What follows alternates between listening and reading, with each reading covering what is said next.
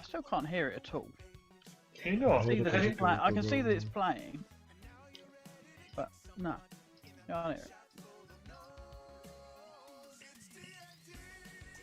Do you want me to sing it for you? Yeah, if you would. It's D&D, D&D Beyond. I love the way it's out of time for me, but yeah, carry on.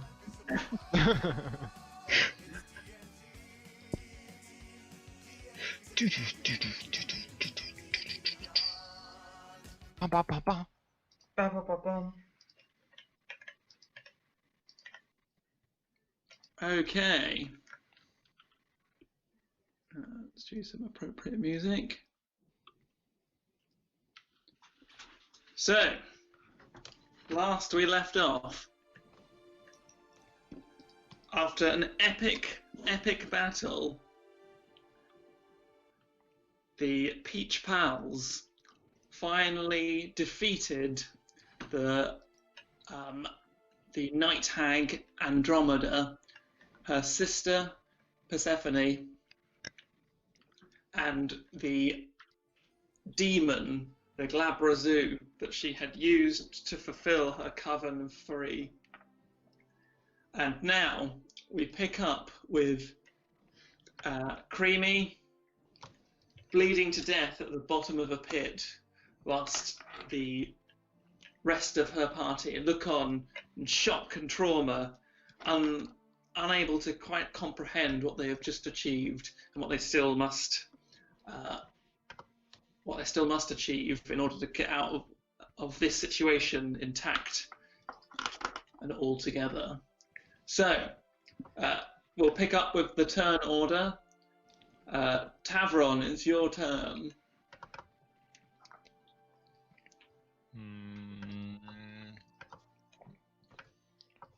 I'll head towards the cave area where they came from. Okay, so you're just leaving Creamy down the pit to die. Yeah. How deep's the pit? It's 100 foot. Here's your pit. How long's my rope? I believe they're 50 foot. Okay. Can I borrow someone else's? I've got Featherfall. Yeah, you can use it as a reaction, which means that you can just cast it. You can cast it once. How many targets can you do? Say again? How many targets can it have? Enough for all of us. Okay, so all right. I guess we can leave combat then if you're just going to jump down the pit and feather fall down. Or do we want to save it in case we need to climb back up and start falling? Could be worth trying to get down with Featherfall in the back pocket ready. Okay. Well, Tavron, you can attempt to climb down. Yeah, if so you wish. talk to me about this tree. So yeah, the tree descends from the ceiling, and its trunk is probably about 20 foot from the edge of the pit. So you could jump onto it and then climb down if your character is able to jump 20 foot. And how far off the floor do the branches go? The branches descend almost all the way, although they get thinner and thinner towards the end. So you could climb probably about 90 foot down on the tree. You might, by the last 5 or 10 foot, it might be getting a bit sketchy because the branches will be so thin. Looking down, the one thing you do notice is that the spiraling purple vortex of the yawning moor is gone. It's just a tree now.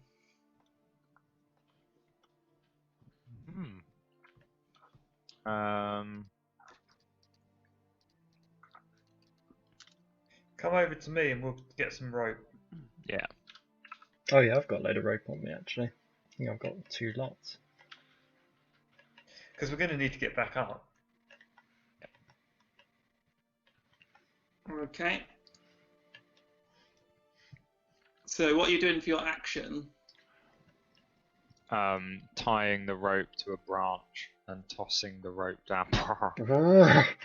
Okay. You can't quite reach any branches from where you are, but you can tie it to some of the pillars of the cave wall and sort of secure it with some larger rocks and things. You use that as an action. You target and it feels pretty secure. Tug. Kurak, what are you doing? I'm going to start the descent down. Okay. So make a acrobatics or athletics check, your choice.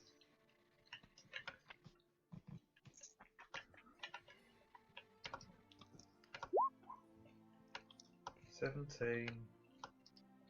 Yeah, no problem. You can make your way down the rope. I believe it's half your movement speed. So I can go 22.5 foot. We'll say 23 foot then. Okay. Okay. Let's put myself on the tree. So it's Wade's go. I'm not very good with heights, am I? No. So looking over this pit, it gets that same kind of fear in your gut, and your stomach starts to feel like butterflies, and your feet start to wobble and tremble. Am I still blessed? How long does it last? 10 minutes? Yeah, you're definitely still blessed then. Is it last 10 minutes, is it? Yeah. That's good.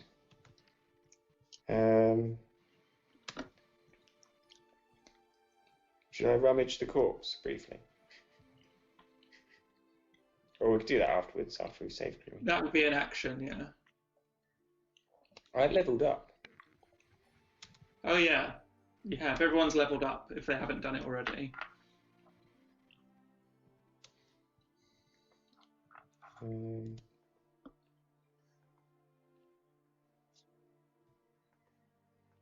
So what are you doing, Wade?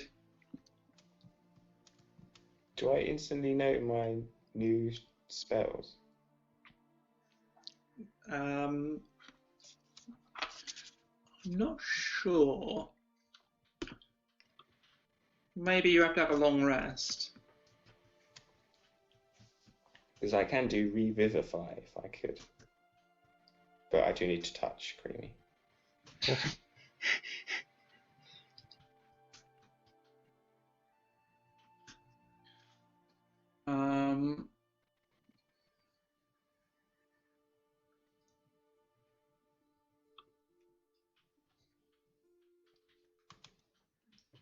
Well, I'll try and get down anyway.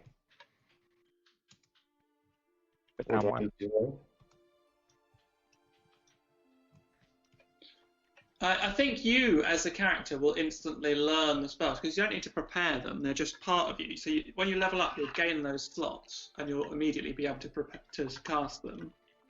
But if you're a wizard, I'd say you'd have to rest Oh, cool. because you need to prepare the spells. But as a paladin or any other kind of spellcaster that doesn't have to prepare the spells, I'd say you just get them immediately. I'll have revivify then, and what else is good for a dungeon? Daylight. Oh my god, that sounds amazing. You get radius spear of light. There's not going to be any more enemies, so I'm just going to use that so I can see things. But anyway, I'm not going to cast that. I'm going to try and get down to save Creamy. What do I need to roll? Okay, so you need to roll either an athletics or an acrobatics check. Is it with disadvantage? It will be. Well, what does your bless give you? Is that advantage? No, just a 1d4. on Okay, saving yes, with throws. disadvantage. Is it? Is it just saving throws? It might just be useless for this situation. I don't think it Probably does. skills as well. Bless. Saving throws. Really? It lasts. Yeah, it's attack rolls and saving throws, so it's not useful in this situation. Well, oh well. Roll with disadvantage. Athletics or Acrobatics. It's got to be athletics then.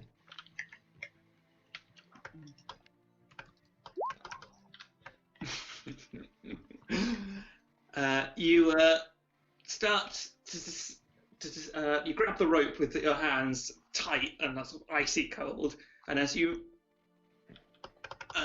sort of lower yourself over the edge, your breath suddenly intakes, and you think, "Oh my God, what am I doing?" And you panic and flail, and in your panic, you just lose grip of the rope and start plummeting to your death. That escalated. Metaphor. I haven't set up the reactions, not my go. No, so I You're clarify on this, which is going to be bad for Creamy, but I did look it up afterwards. Reaction you can do at any time. You don't need to set it up. Oh, okay. No, I still think I'll save it. What? Are you doing this because I knew you'd cast Featherfall? Nah, I'm gonna save it.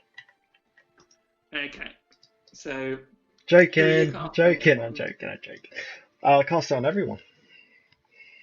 Everyone Okay. gets Featherfall. all Except right. Tom. So yeah, how long does it last for? I think it's like a minute. Featherfall. Yeah, duration 1 minute. Okay, so you can all just jump off the edge now. Oh. Whee! Do we And you tie some rope fall. up, yeah? What speed do you fall? 60 Really foot per round. Okay, so Wade, you fall 60 foot down slowly, 10 foot a sort of second. walking speed. Creamy, I need you to make a death saving throw. Okay. You've already failed one, I believe. I have. Okay. Isn't it if you get a critical miss, Yeah, you die? immediate Shut up, death. Chug. That's another fail. Jesus. Yay. I couldn't see that. Okay. Oh, yeah. What do you have to? Gigantor, roll it's your live? go. Above a 10.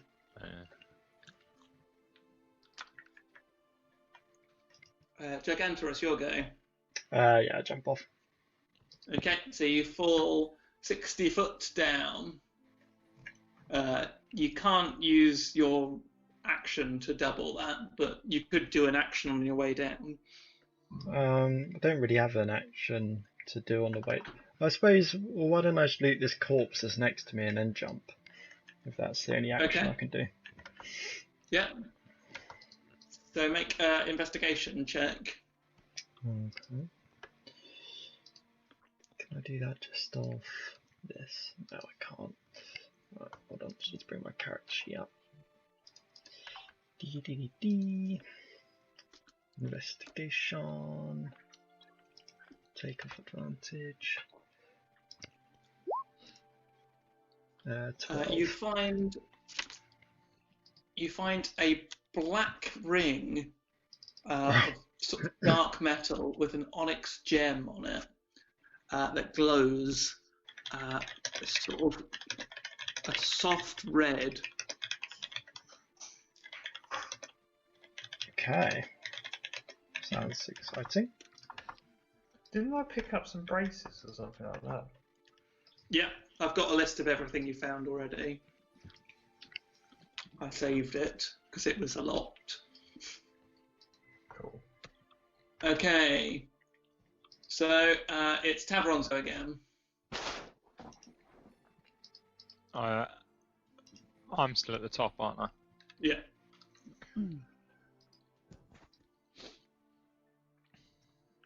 Can I jump to the rope and abseil down like an hard nut? Yeah, so you can move half your movement on the rope. What if I slide down it like a badass? A badass. I'd say that well, if you slid down it, Featherfall would kick in and you'd fall 60 foot. But I'd say that you could move 15 foot down the rope and then fall off, and so move 75 foot.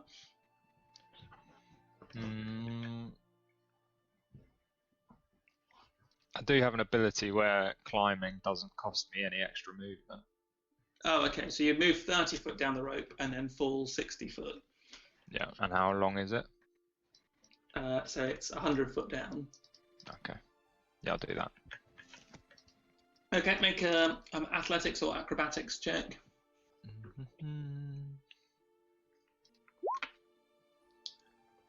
You're doing okay, and it seems fairly easy to you. You've abseiled and climbed up and down ropes and ascending buildings and things so many times before. This is easy to you, and you get overconfident and just miss the rope one when you're handing over hand and plummet 60 foot. Featherfall kicks in though, so you're not in any danger. Kurak, it's your go. Okay, so I've gone down 23 foot. So can I do another 23 foot and then fall? Yeah, and get down. And do I have an action? I'd say that would be your action, yeah, because you're using all of your movement to get down the rope. Wait, so I've gone 23 foot. I can go 60 foot. Yeah, I'd probably need to. Yeah, have to do the full action. Yeah. Okay. Can I? I've got one more healing potion. Can I use that? Because that doesn't count as an action. Can I pour that into Creamy's mouth?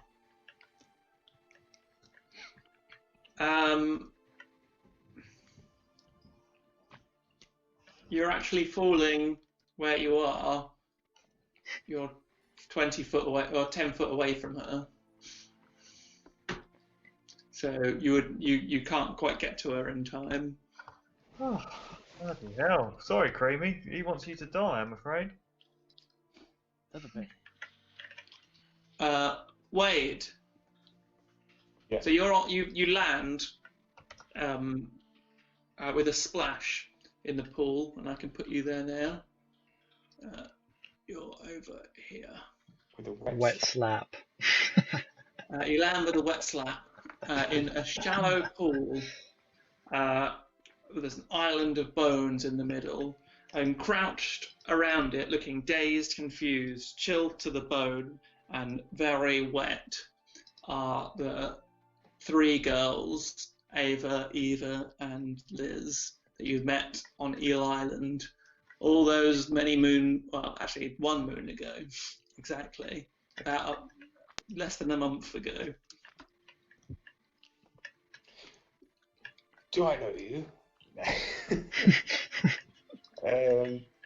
I ignore them and head straight to Creamy.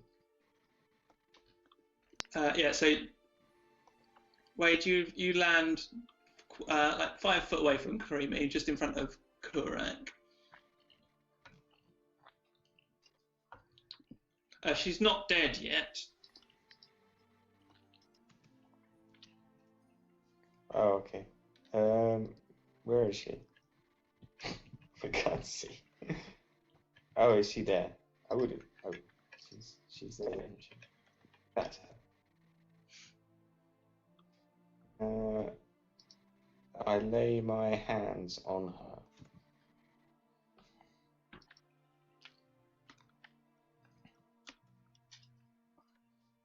Okay. And all With a bit of the sudden 25. warm healing magic coursing through your veins, you hear the breath come back into Creamy and her eyes flick open. A few moments later, the rest of you land in the pit, with the girls looking very dazed and confused, with a flash of recognition on their faces as they see you land and approach. Can I cast daylight? Yeah. What does it do? It lasts for an hour. I'll just put some fire in the middle there. 60 How about foot radius.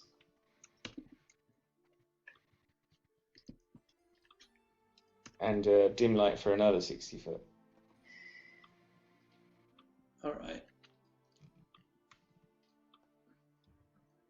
120. 60. There you go. Ah. Ah. My dungeon's been so dark for so long. I'd like to see things in this game. Okay, so you're all in the pit now, and Creamy, you are awake. You sort of come to with a splutter. How much healing do you get? 45. 45 hit points. Okay, so you've got 45 hit points. Oh. Oh, thanks, Wade. Eva, the dark-haired girl, looks at you. It's you from the island. Where are we? We've been lost down here for so long. In a dream or a nightmare. How do we get out of here? Where are we? I grab my sword and drive it through her face. Which one's my daughter? That one. That one. Yeah. Yeah. The rest of you notice the similarity. It's very obvious now that all the pieces are put into place. Wade, is that your daughter there?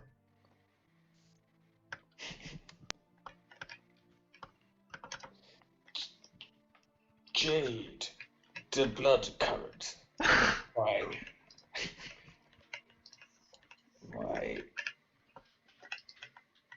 child. Well, What is this you speak of? Who is this Jade? I am your father. Join me. We will rule wherever this place is. My father? I don't understand. You were kidnapped from me as a child by these witches. I don't know if you saw them. They are upstairs. That's the woman from the island and her horrible friend. They took us down here. They took us from Bubbles. Is she safe? Is she safe? Is she okay? no, no. I'm afraid Bubbles has been burst. This.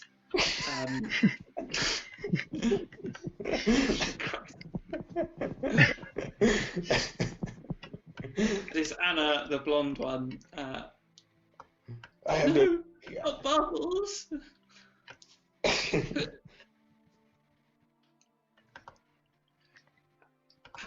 How do we get out of here?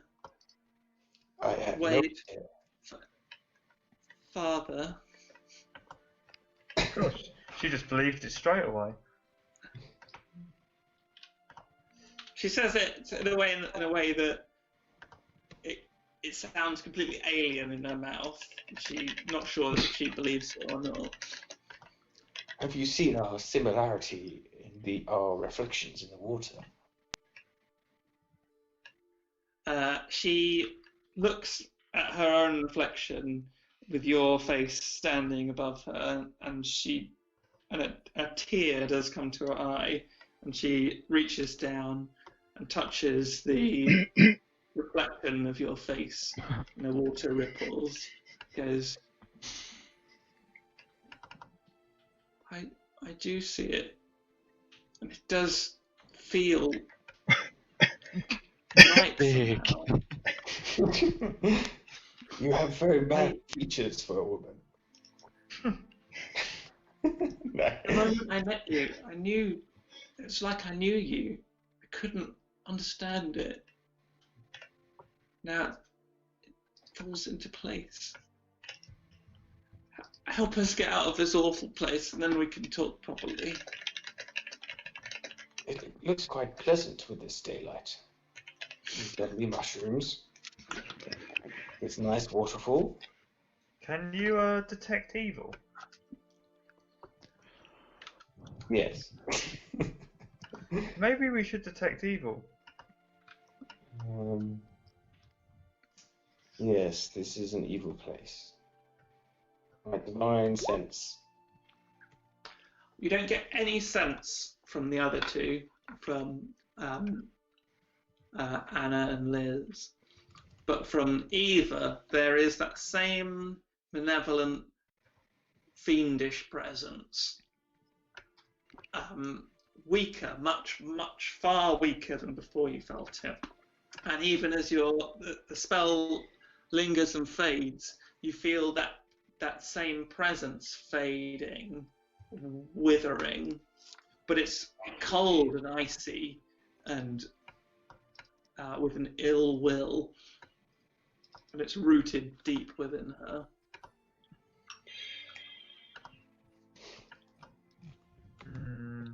Well, let's keep that one buried.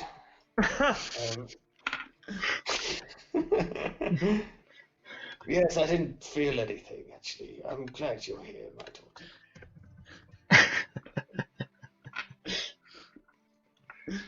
That's good enough for me. Make a deception check, Wade.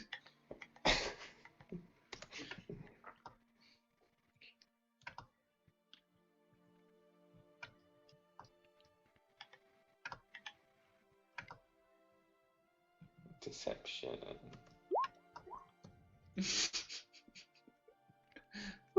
You say the words, but your voice quivers. What is it, Wade?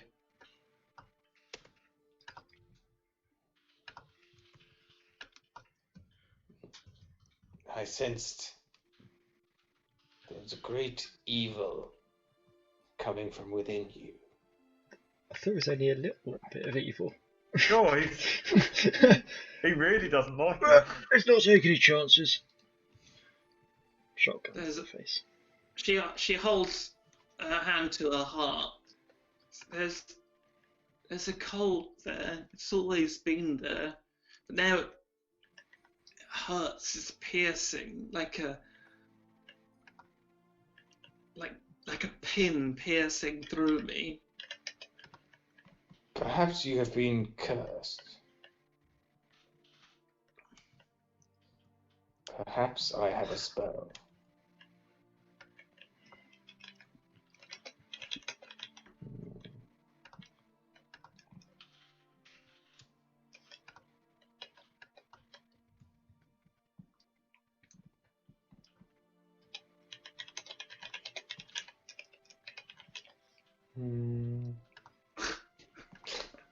Everyone sits there twiddling their thumbs.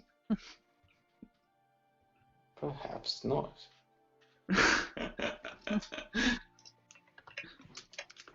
How do we remove a curse? I've got lesser restoration. Could try it. I can dispel magic, but that's not probably going to be any good.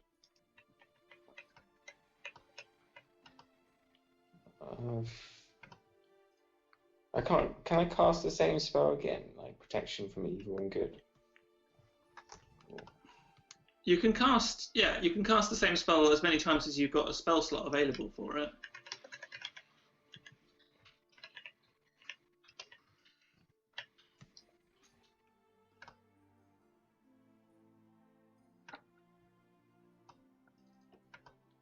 But I don't think it really does anything.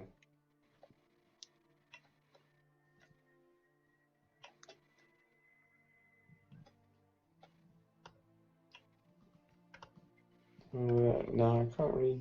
I don't think I've got anything.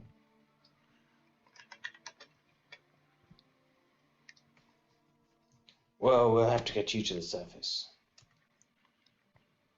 How do we get out of this pit? We have a mirror. Do we? We can just Oh, come yeah. out of there.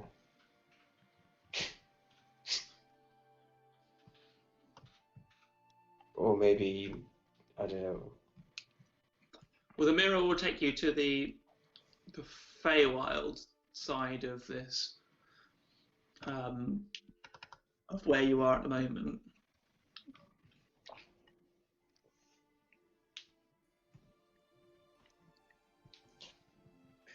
Well, I suppose I- go back, do we? Yeah, Can I the just- alternative is you've got a rope down. You could just climb back up. Yeah. Can I perceive if there's anything to look at down here? All you notice is these like clusters of enormous, brightly coloured mushrooms that seem to cling around this pool. Is it deep, the water? No, shallow.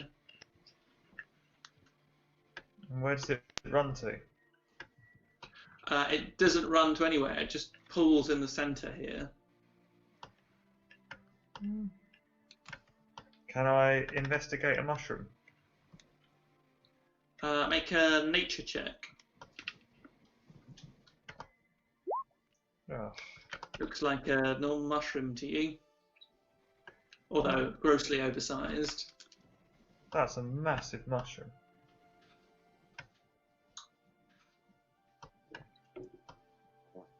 We eat them.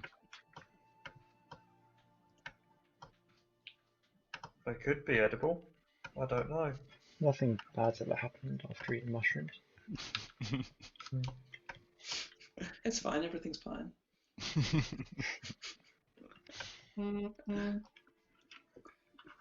Why have you got an evil in you? I don't know.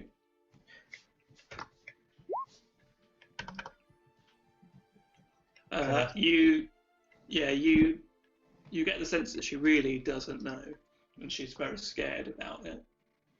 No. Useless.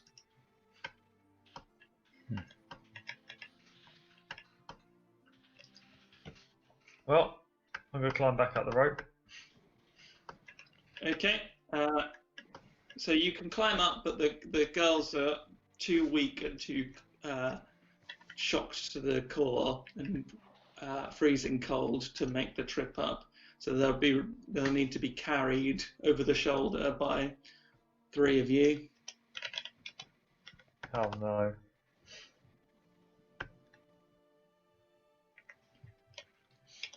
Yeah, I'll carry it. I'm going to cast protection from evil and good on her, just as a precaution, in case it On doesn't. who? Do we? On my daughter. You cast the spell and hold it in your hand and touch it to her forehead, and it just vanishes, almost as if it was absorbed by her. It has no effect.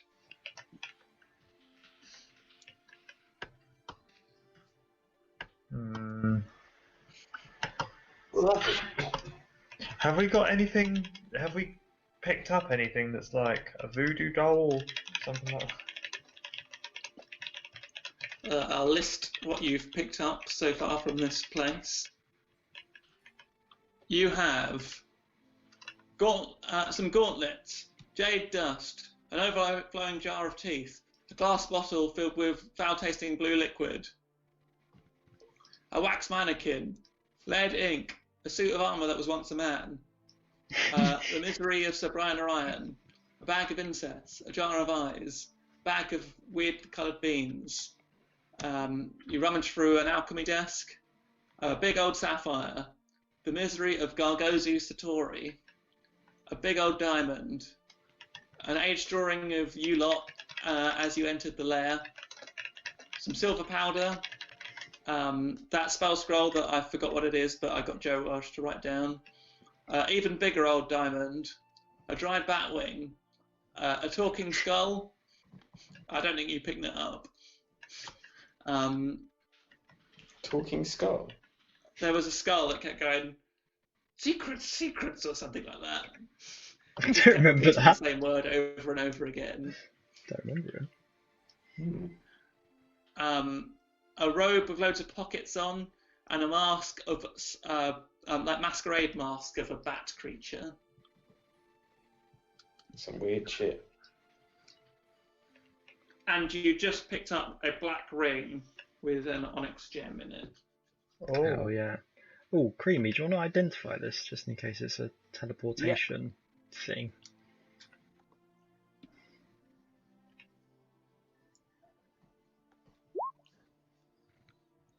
Yeah, you identify it. It is a ring of Find Familiar.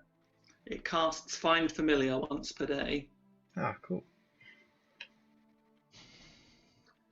This particular ring, though, forms only one kind of familiar, a black cat. Ah, that cat.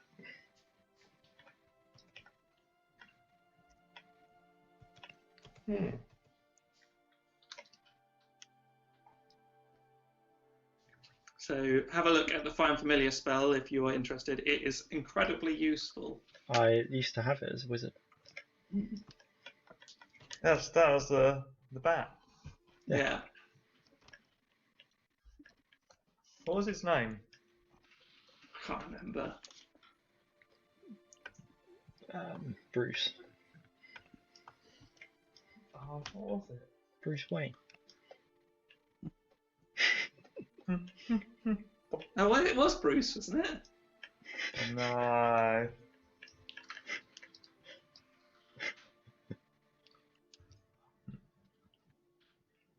No.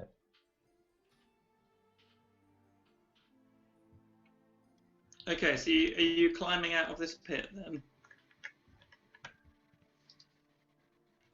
I guess so, yeah. Yep. Okay, so Gigantor takes one of the girls over his shoulder. I imagine Wade takes his daughter. Who's taking the third girl?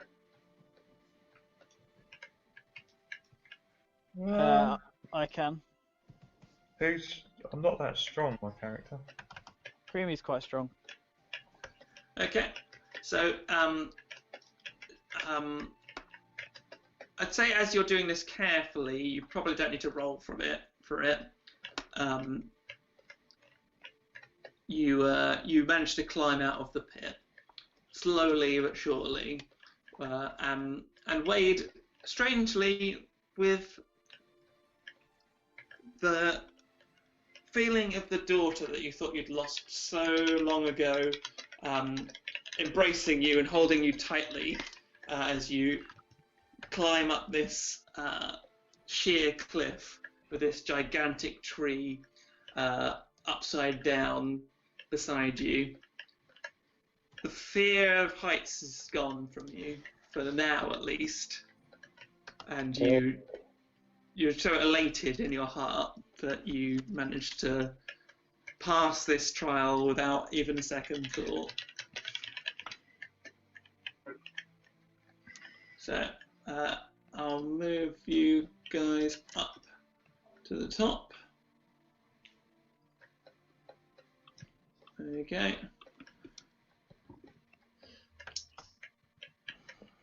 Okay, so is there anything else you wanted to do while you're on this level?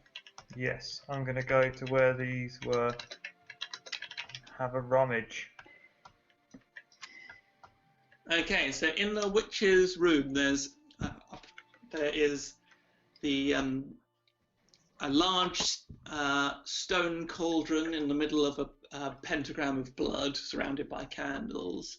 There are bookcases filled with strange, tightly wrapped scrolls, hundreds, maybe thousands of scrolls.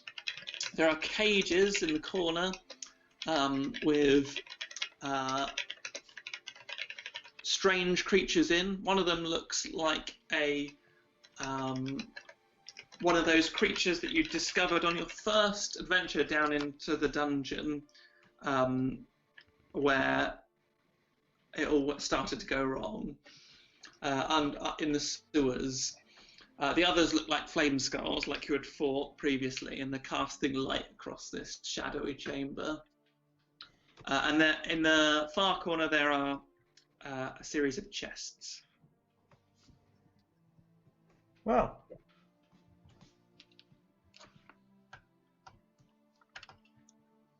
Smash and grab, boys. I'm going to use one of my level 2 spells and find traps. Can you do my daylight, Joe? Oh yeah. I'll just cast. Is it centered on you? Yeah, How long does it last? an hour. All right. 120. 60. How's that? Oh, and everyone can see it, can't they? Yeah. There you go. Hell yeah. Are we just allowed to move around freely? Yeah. But let me know, like, if you're moving somewhere, tell me in the. Just announce it so I know what you're doing. I'm just standing next to Joe Welsh. Look at this. Rummage the corpse of the witch. Yeah, you can have another look. Gigantor already looked. That's where he found the ring. Is there any traps near? The other thing. In this room, what was the range? 120 foot. Yeah. Oh, well, it's at my line of sight, which is... Oh, your line of sight. Okay, no, you don't see any traps at all. I've got quite a long line of sight anyway.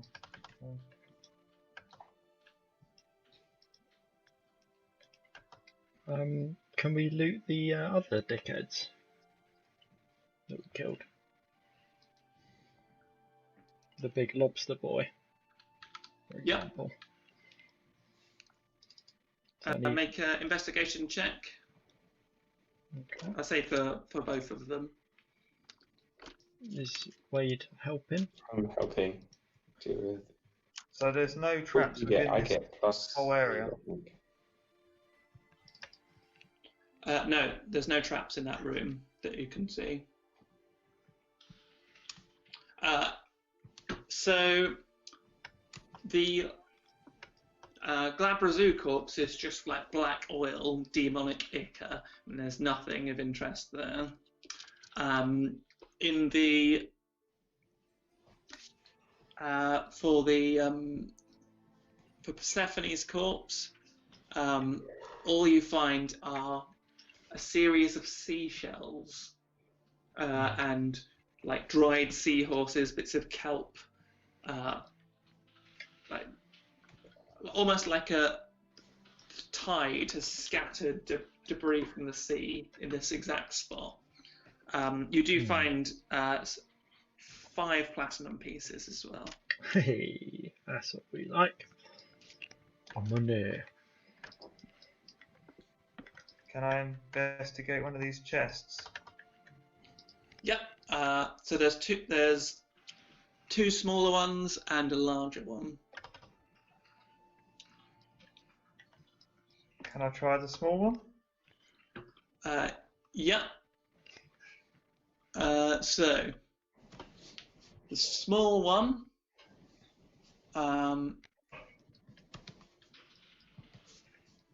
is filled with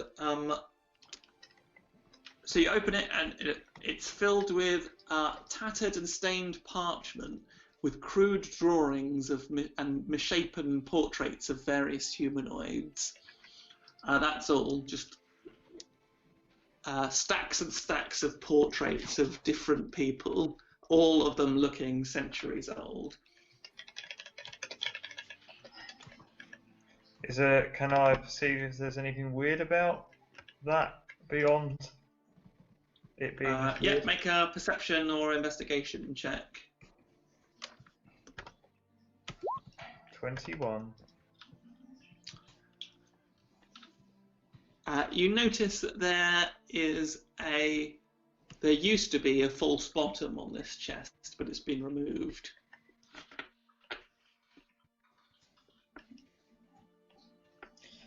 Can I lift the chest up? Yeah, there's nothing under it. Yeah.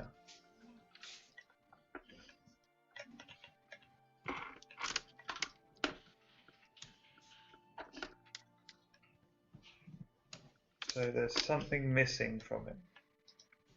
No, so there's a shelf that's missing where a false bottom would have been, but it's been removed, so the false bottom is no longer there. The chest is definitely empty. Yeah. Apart from these parchments. Okay. I will try the big one. It's locked. Tavron. I'm here. Yeah, that's my boy. You're my boy, Blue.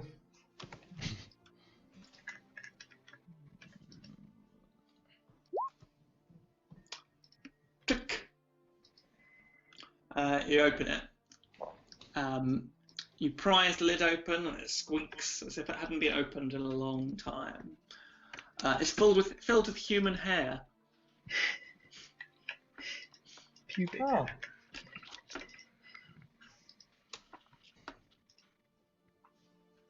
Okay. Actually, Is there anything else in there? You can make an investigation check with advantage.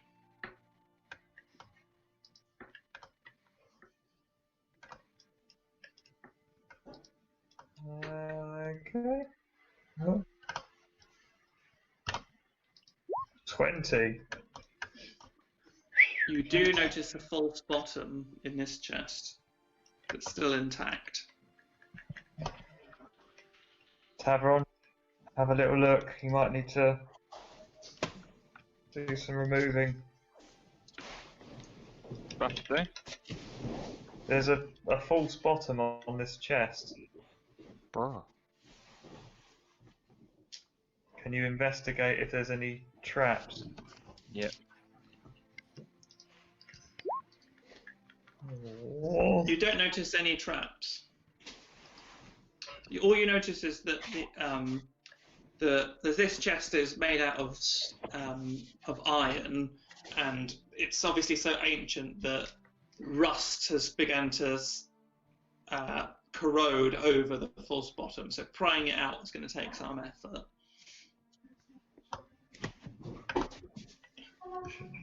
Should we do it?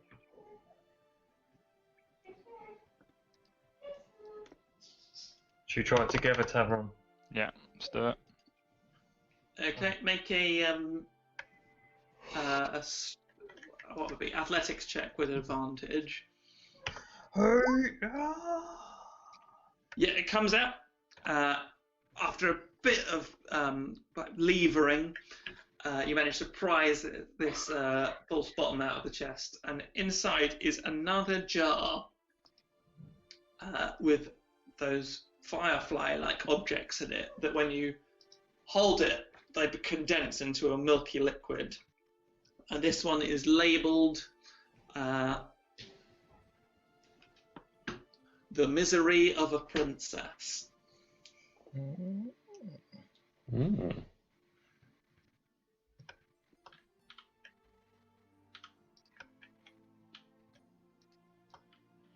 don't know what we need to do with these. No.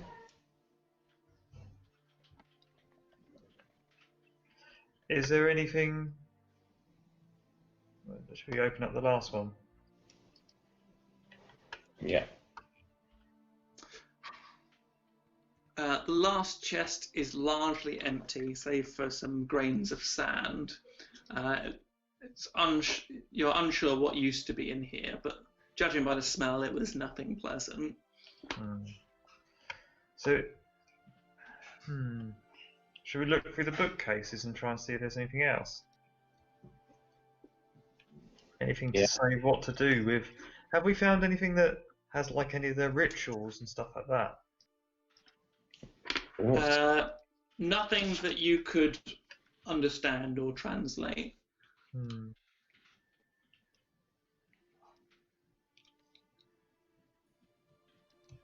I'll look through the bookcase. Oh. Is there a manual, a book of witching? Exactly. Okay. So there is a load of scrolls here, stored neatly, each with a name and a date written on it. And all of them have a wax seal over them with the insignia of the Yawning Maw upon it.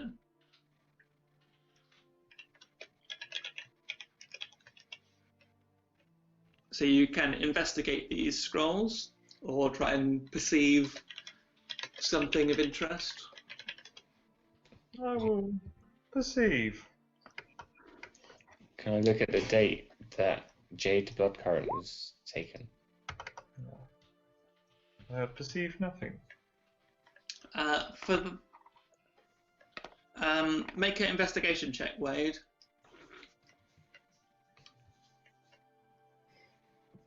With advantage. With advantage.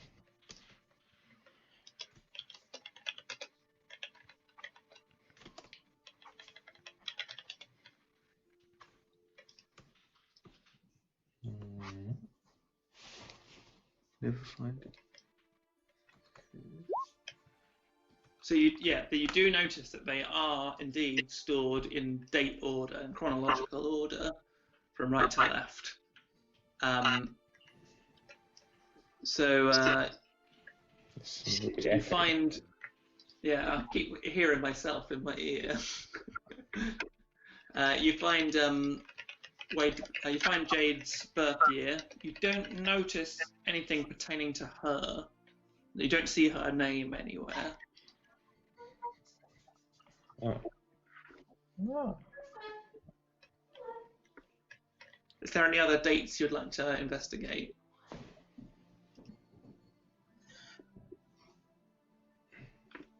What other dates were important? When did you investigate her birth year? No, the date she went missing, wasn't it? Can you look? When's her birthday? Well, it would have been the same year. How, you know that book that I've got with every word ever spoken, how far back does that go? I think it went a year. Shit.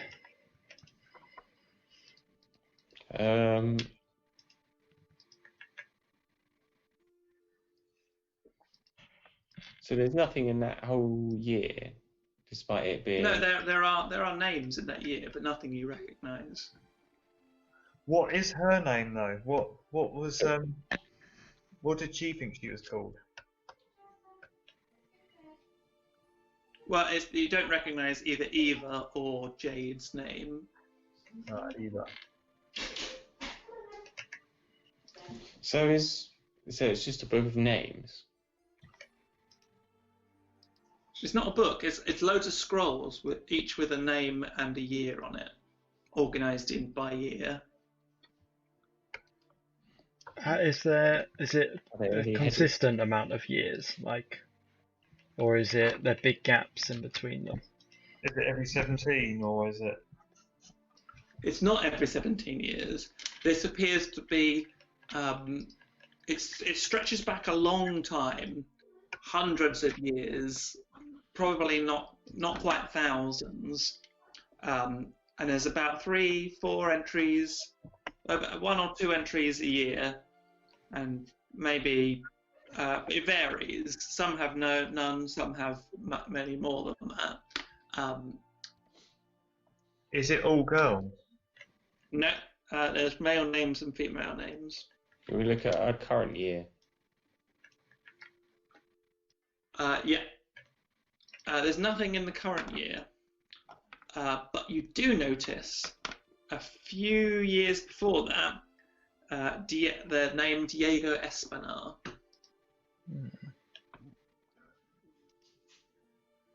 The people that have worked for them. Minions. You could open the scroll and look. Yeah.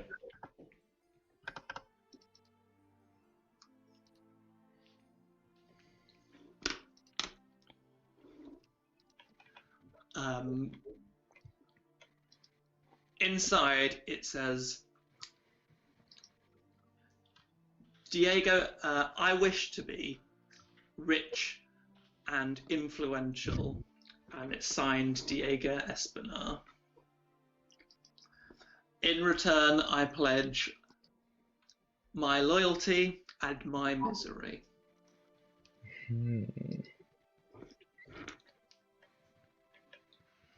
Oh, we got that. Ah. So all the miseries are from people who have pledged to the witches. So what miseries do we have again? The princess has pledged to the witches. So Brian, are right. Also, the princess is the queen's daughter.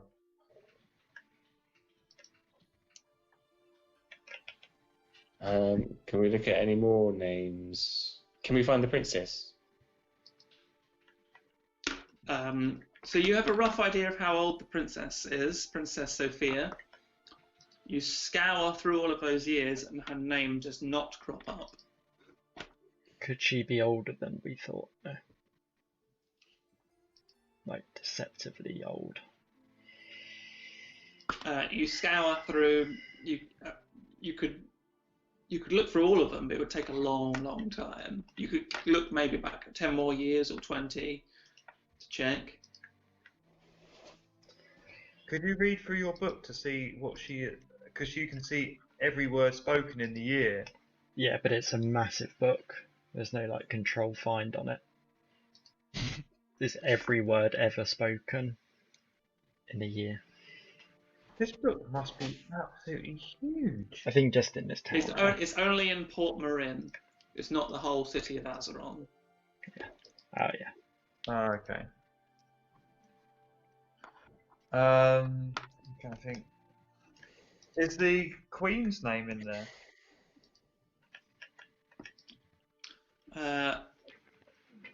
She's been around.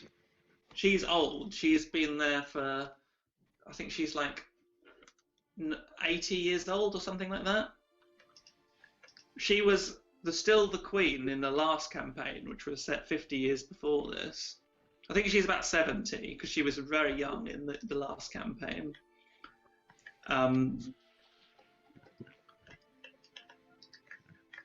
So it would take you a long time to search through 70 years. You can't have had that many minions, surely. Well, I said like between about 3 per year. It won't take that long. Well, look through 200 Yeah. names. Alright, let's do that. She, after 20, probably half an hour of double checking, the girl was like shivering behind you. Oh, they can shut the fuck up. You do not see her name, but if you search through every name in that list, you would come across the name Gargozu Satori, and the year would coincide with the best estimate that Korak has for his year of birth. Who's Gargoza Satori? It's a name you've heard before in association with the Cult of Bane. Oh. You also have his misery. Oh yeah, that's right. That's right. Where have I heard that name before?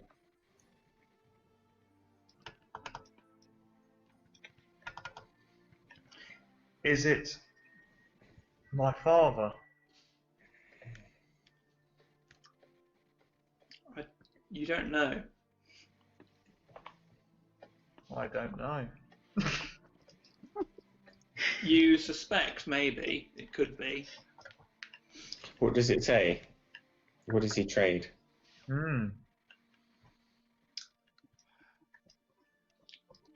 As you open it up, this one is more expansive, and you're about to read it when suddenly all of the scrolls within the shelf just disappear, and the one you're holding disappears. The Sir Brian Orion's scroll disappears. In its place, in your hand, appears a golden letter with neat, very neat blue ink written across it that says, "To whom it may concern." It's an envelope. Whose hands is that in, sorry? Whoever was holding the Gargozu Satori, I guess it would be Kurak, as he's the only one who would recognise his birth year. Cool. Do you open the letter? Can you detect any evil here? Detect evil. Yeah.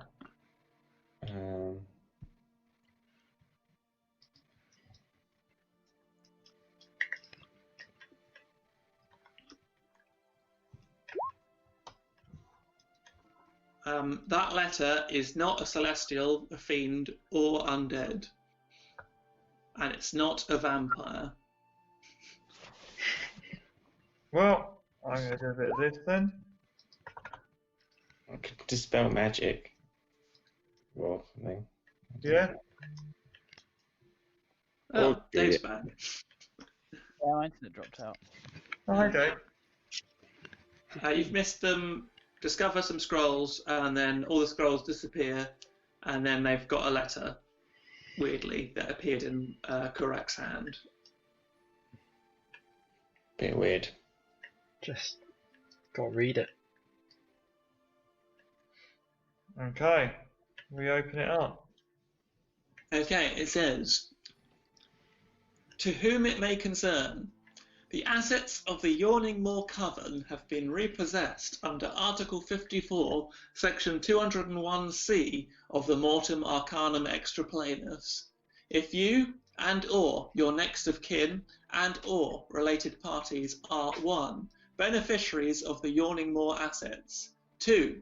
Seeking conciliation, 3. Seeking annulment, or 4. Seeking to challenge repossession Article 54, Section 201C, we kindly ask you to schedule an appointment with customer services. All appointment requests are to be made in writing and will be dealt with promptly. Yours sincerely, Bartimus Brackett and Blot Solicitors, 1 Mereda Street, Esper, Province de Otoño, Zerona, Prime Material Plane." Oh. Could you send that letter? Or attach it Yeah. to them?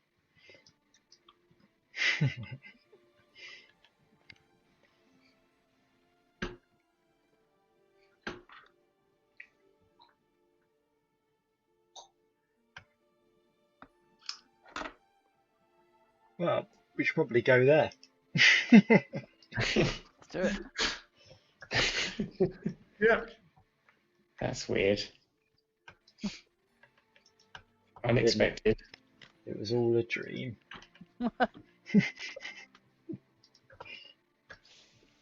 Yeah, Okay, so you haven't yet decided how you're going to get out of this place. Oh yeah, fuck. Oh, the mirror Tom was talking about. We should use the mirror. So you also noticed a staircase in the room south of here.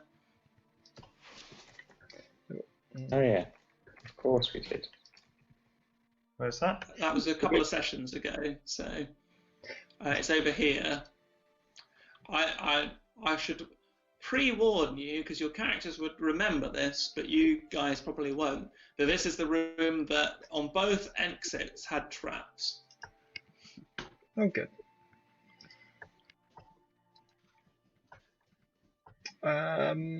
Yeah, we could have a look at that staircase then, couldn't we? La, la, la,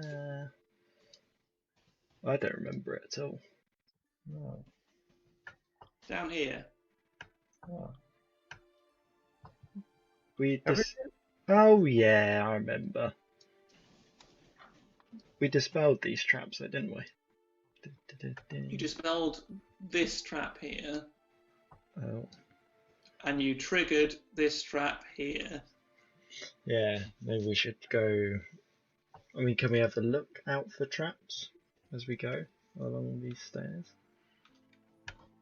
Yeah, you can make a perception check.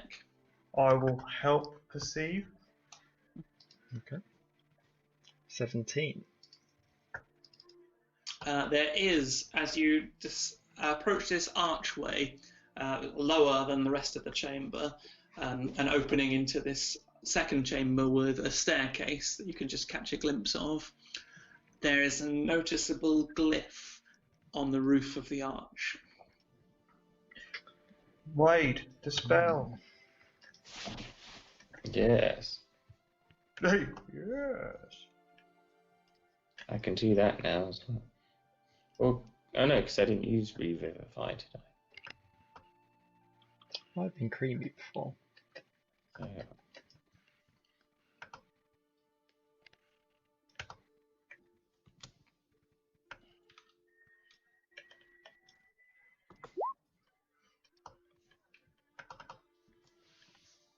Okay, so you need to make a spellcasting ability check. So roll a d20 and plus your spellcasting modifier.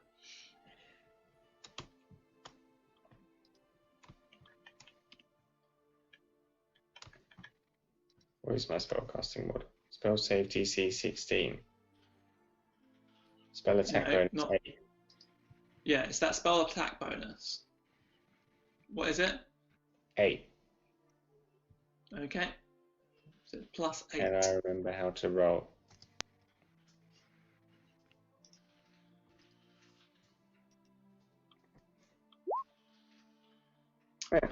The glyph fizzles out and stops glowing.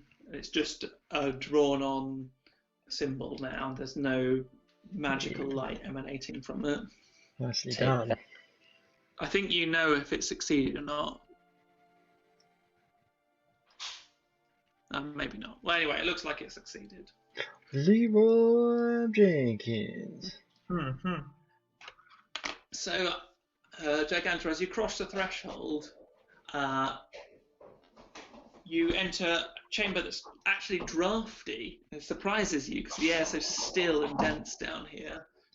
And you stare up at what is an enormous crack, a cavern that ascends maybe 1,000 foot up into the air, maybe more. It just beyond, it disappears into darkness, and this staircase is winding its way narrowly all the way up the side of this crack, up and up and up. Tom. Hmm. Is there a safety rail? No. Oh god. That sounds terrifying. Well, should probably start climbing, unless we wanted to use this mirror. I saved the mirror. It might be useful in the future. You might need it. It took ages to like float down here, didn't it? Tom fell asleep. It took that long. So you begin climbing up the narrow stair, and it is Wade. You're still feeling buoyed up by helping and like carrying your daughter up, taking her hand in hand. The rest of the girls are following close behind as you ascend hour upon hour, as traversing this narrow stairs. It steeply rises up this crack until eventually, after who knows how much time has passed in this dark, miserable place, you reach a seal and a lever. Kiss by rose.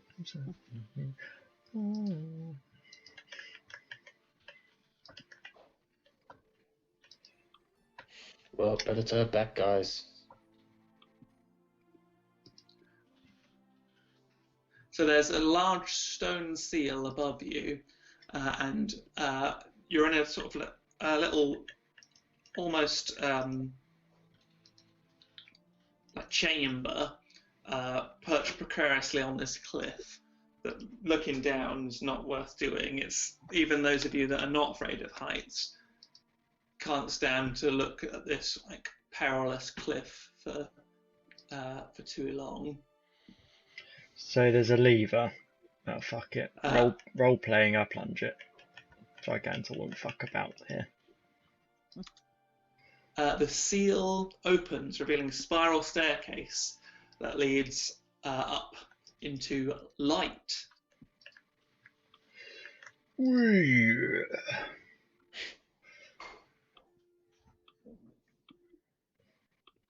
Well, ascend. Okay.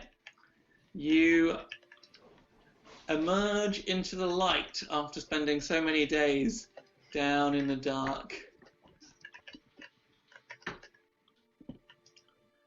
And find yourself in the most peculiar place.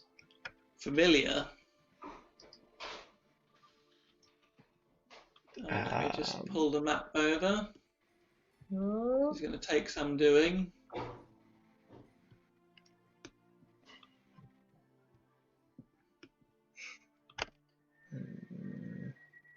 Literally couldn't be further away from where I'm trying to get you. It's like a little storyboard of where we've been. It's like the flashbacks. Here we go. You find yourself in the Chapel of Lathander. Ah. Wow, that circle bit. Yeah, so the circle is open and you see a staircase winding down. Did I put it under there? I might have actually. No. Imagine there's a staircase under there. This is where the that This dead is where body you was. fought and killed the other witch. Mm. Didn't we go upstairs and there was like someone's teeth or something? Yeah. Oh. So you're back in the city of Azeron. By the way, that door was always there, and if you had succeeded in your perception check, you would have found it. A shortcut. That would have saved a year of my life. Tom wouldn't have fallen asleep. Alright, well back we go to another map. What was that thing?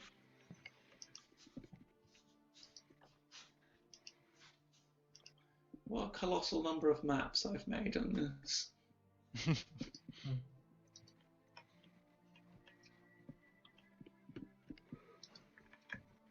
Here we go.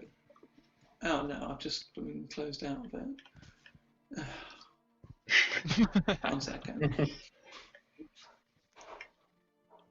Enjoy wherever you've ended up. I think you're in the Temple of Bane. I don't remember this. I can't see anything. I don't remember this temple. I think that was where Joe Welsh went. Oh god. Oh yeah, it was only Joe Welsh that was in there, wasn't it? Loads of hands everywhere. What? I can't see it. No, I can't see anything. There we go. And we're back. Here we are. Oh, look at those lines of Drew. Brilliant, that was. So you surface into the city of Aswan by the Chapel of Lavender.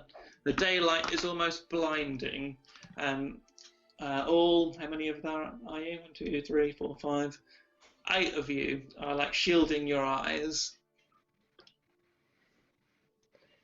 The city is yours. What do you want to do? Plunder. No, we need to go to that address, don't we?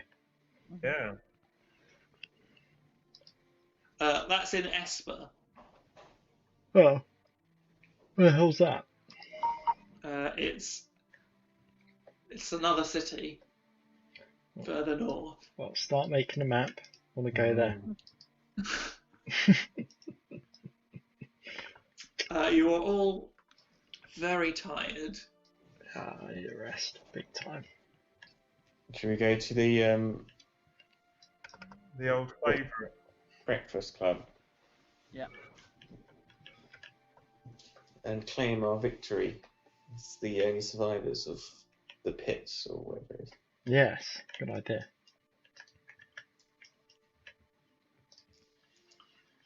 So you make your way to the breakfast club, the bustling city feeling completely alien to you now. It's the middle of the day. You'd lost all track of time.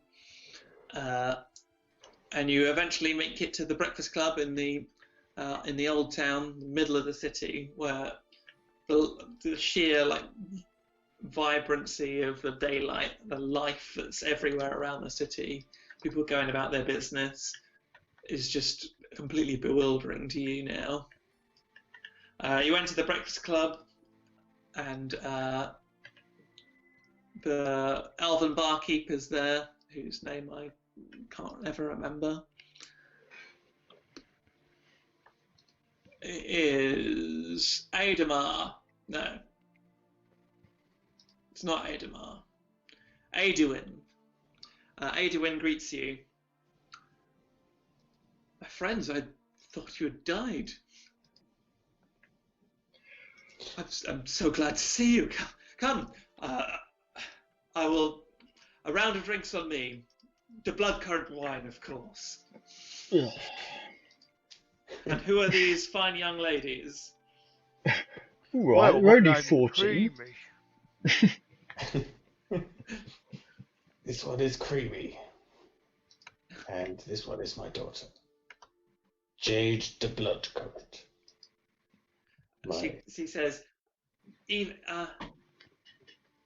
Jade. Eva Jade. Either or.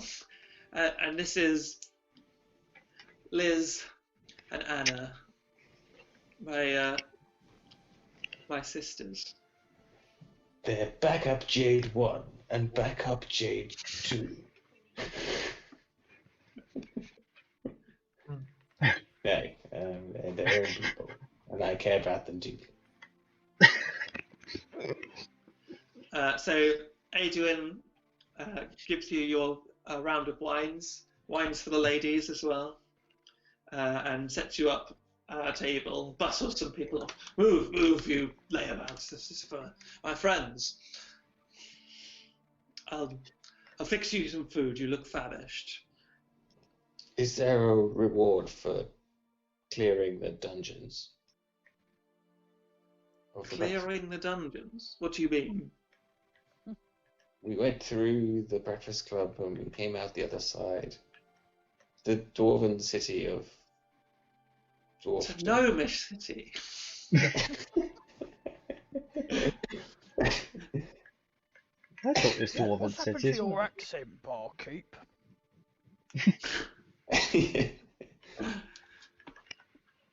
You cleared the pits of Bellinor. Hmm. I don't believe it. We went in, didn't we? We came out the other end. We cleaned it out. Well, you're survivors, that's for sure, and probably got deeper than anyone else has ever before. But I'll put your names on the Wall of Fame and portraits. Mark my words. People will remember your name. John.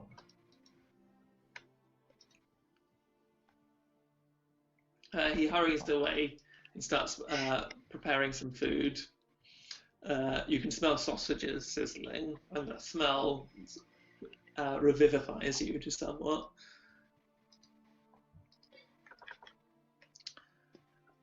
Father, what's to happen to Liz and Anna and me? Where will we live? Who will look after us? The old drizzler. You will work in a brothel. Well, come with me to the drizzling plans, girl. No. You can stay at the blood current estate. We have servants. You'll meet your brother, Huckleberry. You must repent it now. I should probably try and remove that curse from your soul. At some point, too. Adrian comes hurrying over. I almost forgot in the excitement. Alistair de Mondragon was in here. He was asking after you. If you returned, should you return, he said, you're to report to the palace immediately. Not interested.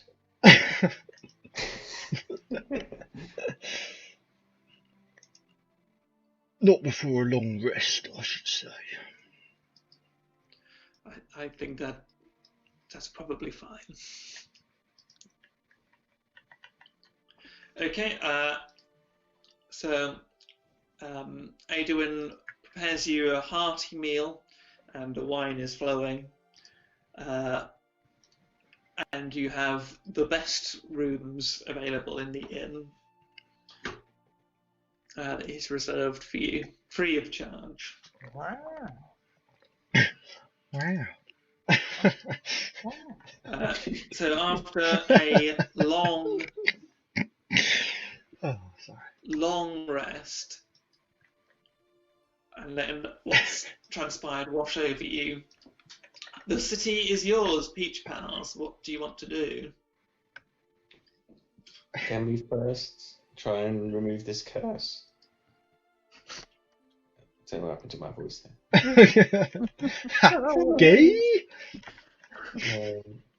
From Jade to Bloodcurrent.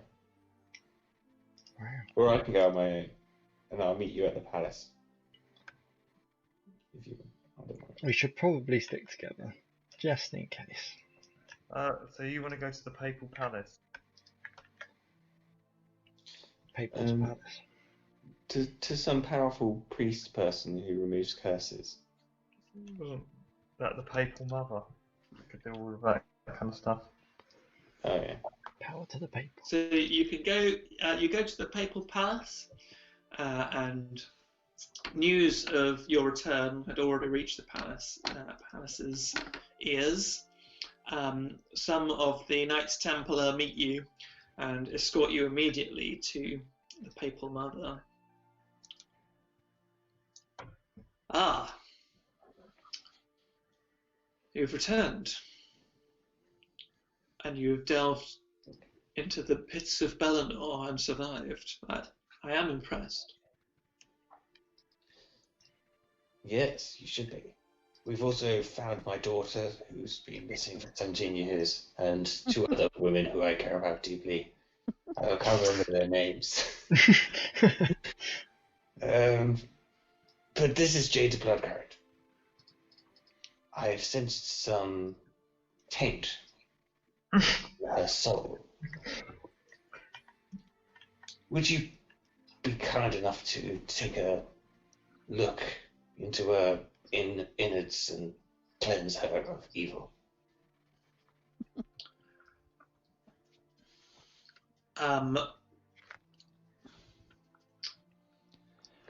This is powerful magic, Weight of Blood Current. I will attempt it, but you will owe me. I owe you my life already. Take me.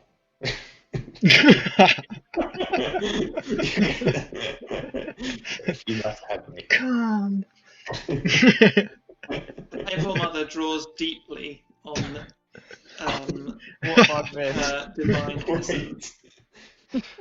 What a time to return.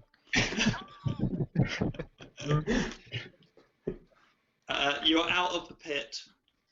You've rescued the girls, discovered a ring of fine familiar, surfaced through the Chapel of Lathander, and had a nice long rest. And now you're at the Papal Mother trying to heal Jade the Bloodcurrent. So the Papal Mother draws deeply on her divine essence and casts a powerful spell that reverberates through the chamber, shaking the walls and making the stained glass windows hum. Jade the Bloodcurrent is bathed in a light blue glow as the healing magic washes over her. And you see a pained look, an expression, and in shock, and a hand is pulled away quickly from the Papal Mother. I'm sorry, the hurt that has been done to this girl, to all of them, I think, but to this one particularly, is beyond even my most powerful magics. This is of the Feywild, and I think only another Archfey can undo what has been done. We might need to go and see the whatever queen. Oh, Queen Nice queen. Queen Faye. Yeah, wasn't it the Tour de Bronze where we that was the link to the where she was. Her castle, from the knowledge of the geography of the Feywild and your place, and your plane, the place where you saw the ruined castle, sort of fairy tale castle, was where the Castillo Verano, the palace, is in the prime material plane. Isn't the queen in the prime material plane actually a Fae or something? I can't remember. No, she's just a queen. But yeah, the queen on the prime material plane occupies this. So it's Queen. What is her name? So Queen Eleanor of the prime material plane occupies the same space as Queen Titania of the Feywilds. Their palaces are intersect on the plains. Oh, right. So we go through the mirror to sort that out as we claim our victory. Yes. But is the princess a servant of the witches or not? Well, you've had a long rest, so you've got time to look at some of the items that you've discovered. Yeah. Oh yeah. Let's do a bit of discovery. Have a little look at those braces. Yeah, you can cast Identify on them, or I'm just going to stare at them for an hour. Okay. Yeah, so after an hour of inspection, you are fairly sure that the braces are of magical persuasion, and they grant some kind of bonus to strength. That's as far as you can discern. Mm-hmm. Can I put them on? You can. You were Oh. cursed. Yeah. Yeah, I put them on. You immediately turn into an ogre.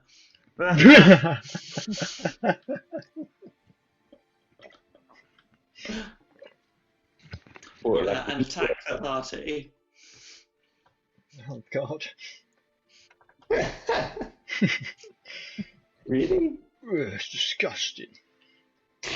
For the sake of expediency, because doing this battle would be fairly trivial, because it's even with Joe's better abilities, it's one against We kill him many. outright. You knock out. You manage to, in the streets where this battle is going on and people are running and screaming, you manage to knock out Kurak and prise the cursed braces off of him. He returns to his normal size. I immediately put them on again. Oh look, braces. These are great. Hmm. Well, I think they're cursed. can we remove the curse and then be usable item, or is that it? So these are, having tried them on, you now know that these are braces of ogre strength, but they're also braces of ogre form. The two are inexorably linked. They give you ogre strength because they turn you into an ogre. Oh, that. That's very useful.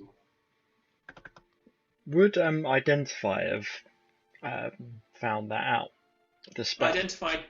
Identify tells you exactly what so the way I'm ruling it, because the rules, in my opinion, are not exactly clear, is that if you concentrate on an hour on an item, you gain some of its abilities and an idea of what it does. Identify tells you exactly what it does and what bonuses it gives you, but it doesn't tell you if it's cursed or not. Only trying it out can tell you if it's cursed or not, or trying to do a history check and know about its lore. Mm. Mm. Oh, I see. Is there no one in our party that can detect curses? Oh, Creamy can actually do identify. I know Yep. identify, but That doesn't show the curse. yeah. There's no spell for detect curse, because if there was a spell for detect curse, it means that you would never put cursed items in the game again, because you'd just do detect curse all the time. Cursed items are a recurring and problematic thing that you'll always have to face. But the better you are at understanding the history of items, the more likely you are to spot them. Basically, anything that seems quite good is probably cursed. Mm. No. I'd say that like 70 or 80% of the time, the things that seem quite good are quite good.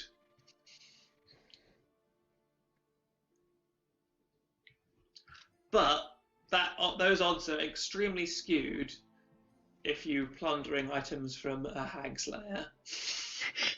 Speaking of which, Tom, do you want this plate mail armor that's made out of human skin? I would recommend putting it on. Can I look at that thing's history? Yeah, make a history check. I'll show you actually, I can't show you the list of the items because they all have what they actually are on them.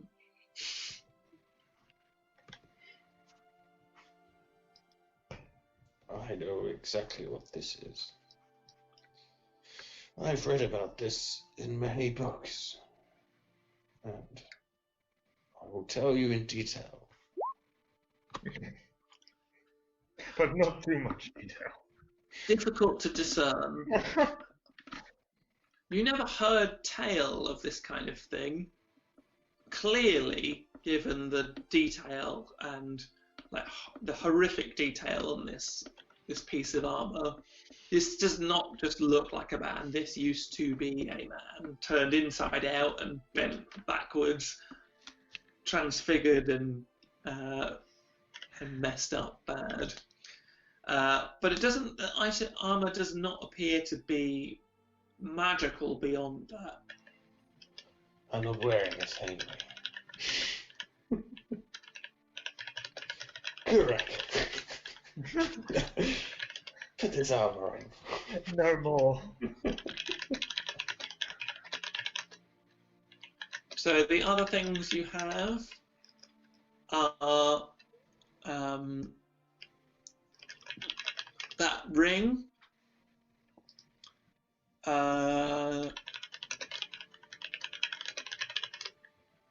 You have a lot of stuff that looks benign. Got a jar of eyes. You have the misery of Gargozu Satori. You have the misery of you have 3 jars of misery: Gargozu Satori, Sabrina Iron, and the misery of a princess. Wonder what happens if we break one of those. Can you identify a misery of the princess? To see You can what- identify anything.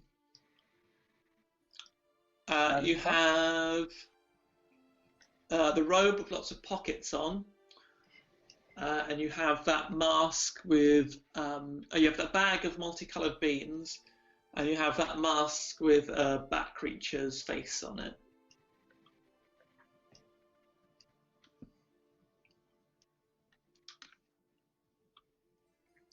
I've got some large gauntlets as well. Don't know if that was from there. They could I think that was the ogre, the gauntlets of ogre form. Oh, nice. Crystal glass.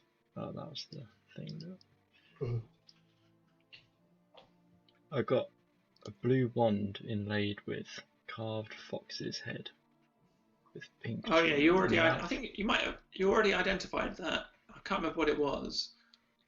It was Wand of Fox's Cunning or something with a couple of charges left. I thought you'd sold it. No, that was the monkey paw. Oh yeah.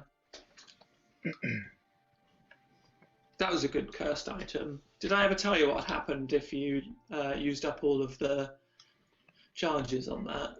Yeah, but I forgot.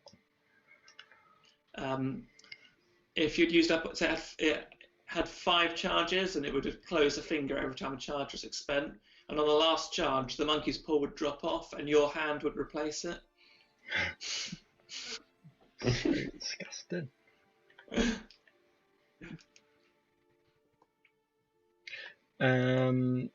It was good because every time you cast the magic missile and you used a charge, the next time you cast it, it would be a level higher.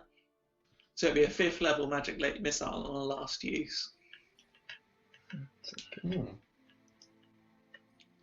then it would rob you of a hand. Should we go to that place then and then use the mirror? Yeah, can we identify anything else? I don't have identify. Yeah, can I identify whatever you like? Misery of the princess? That was quite hidden, wasn't it? That was just to see what it is.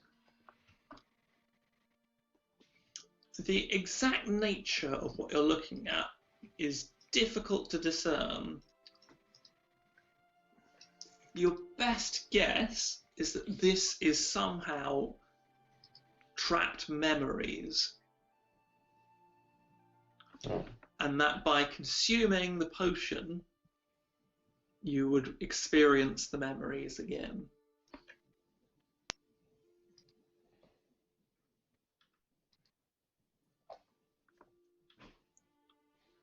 Well, Drink this. you would. Oh God.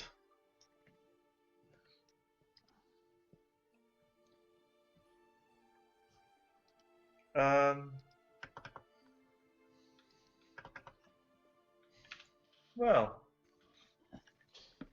Correct. Do you want to drink your father's sperm potion? yes.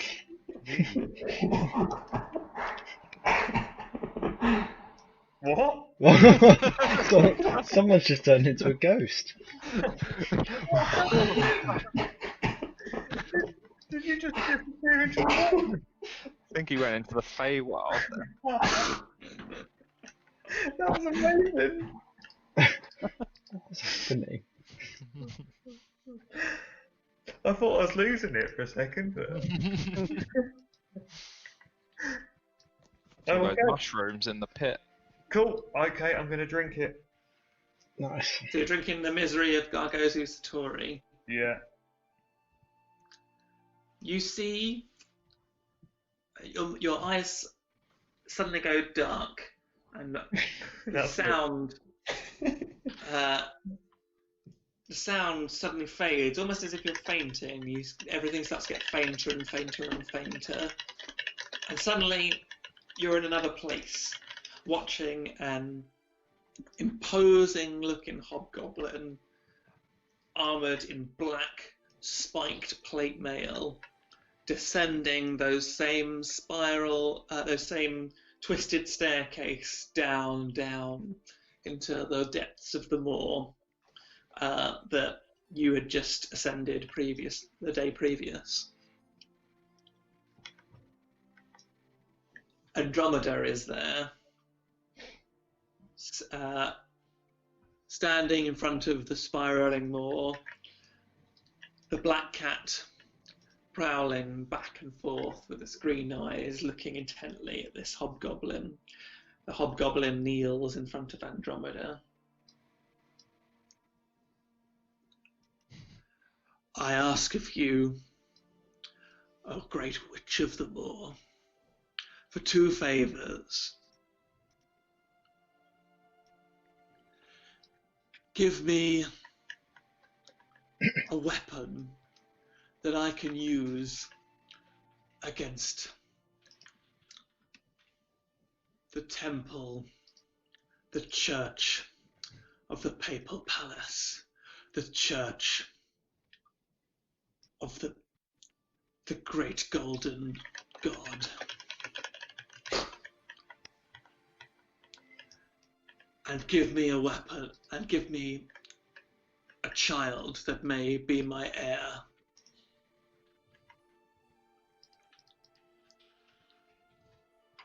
Please, will you grant me my requests? Andromeda opens her red bloodshot eyes, looks intently at the kneeling hobgoblin.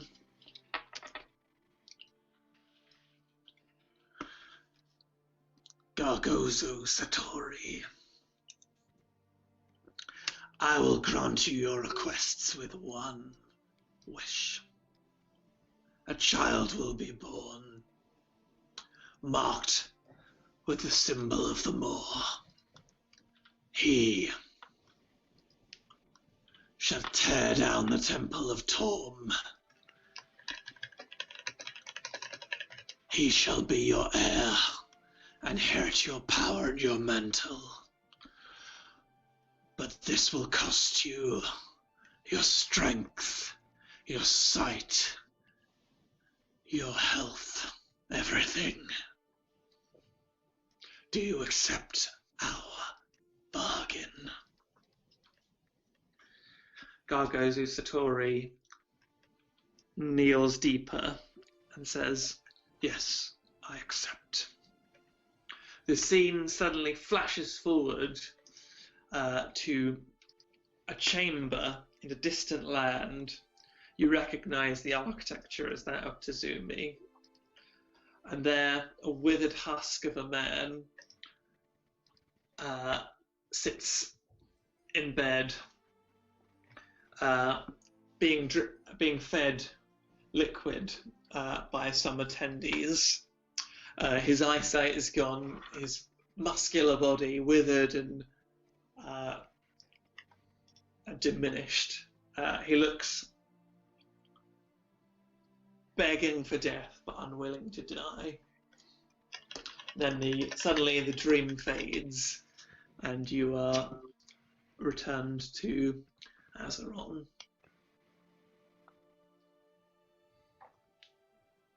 Oh.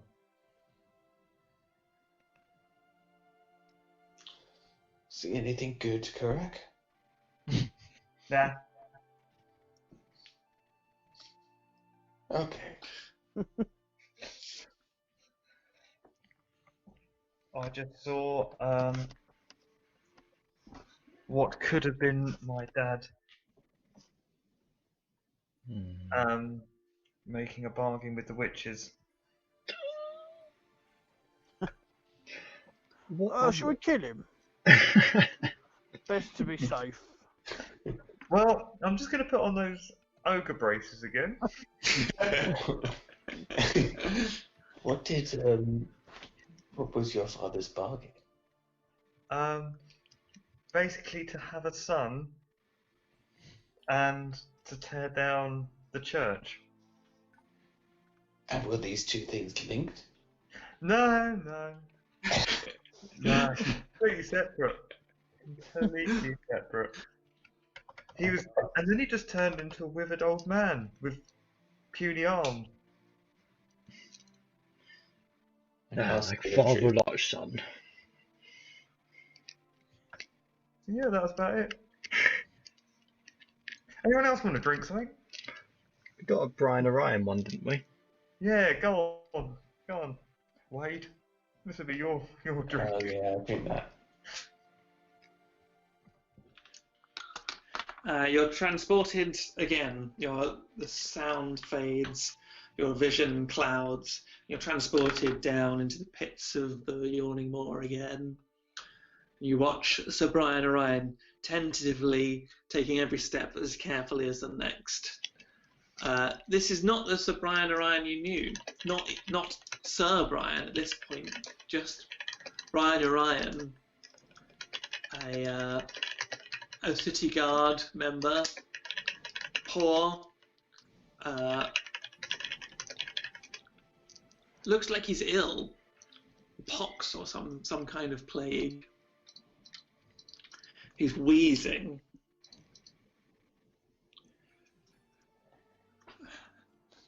Grand Witch of the Moor,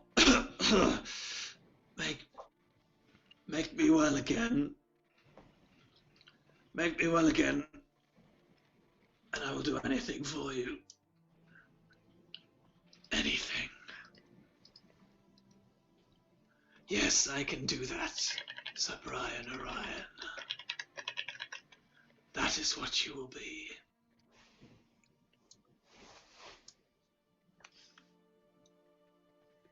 But you will be mine. Do you accept these terms?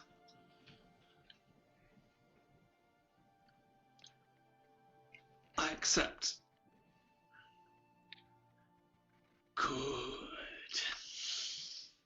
The scene flashes forward, and you see now Sir Brian Orion in his bronze armour, disciple of Torm, dragging the body of Peaches Navarra with Diego Espinar to its final resting place in St. Claudio Square in Port Marin, where your adventure began. And then the dream suddenly ends, and you're transported abruptly back to Azeron.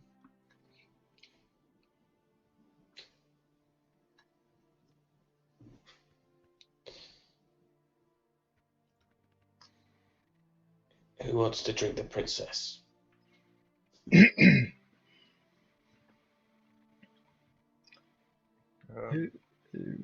Who's the princess in relation to? What storyline? Or is it all of ours? Can we all take a sip? It's all over go. One person has to drink it. Well, whoever wants to go next. I don't think it really matters, does it? I'll have a stiff drink.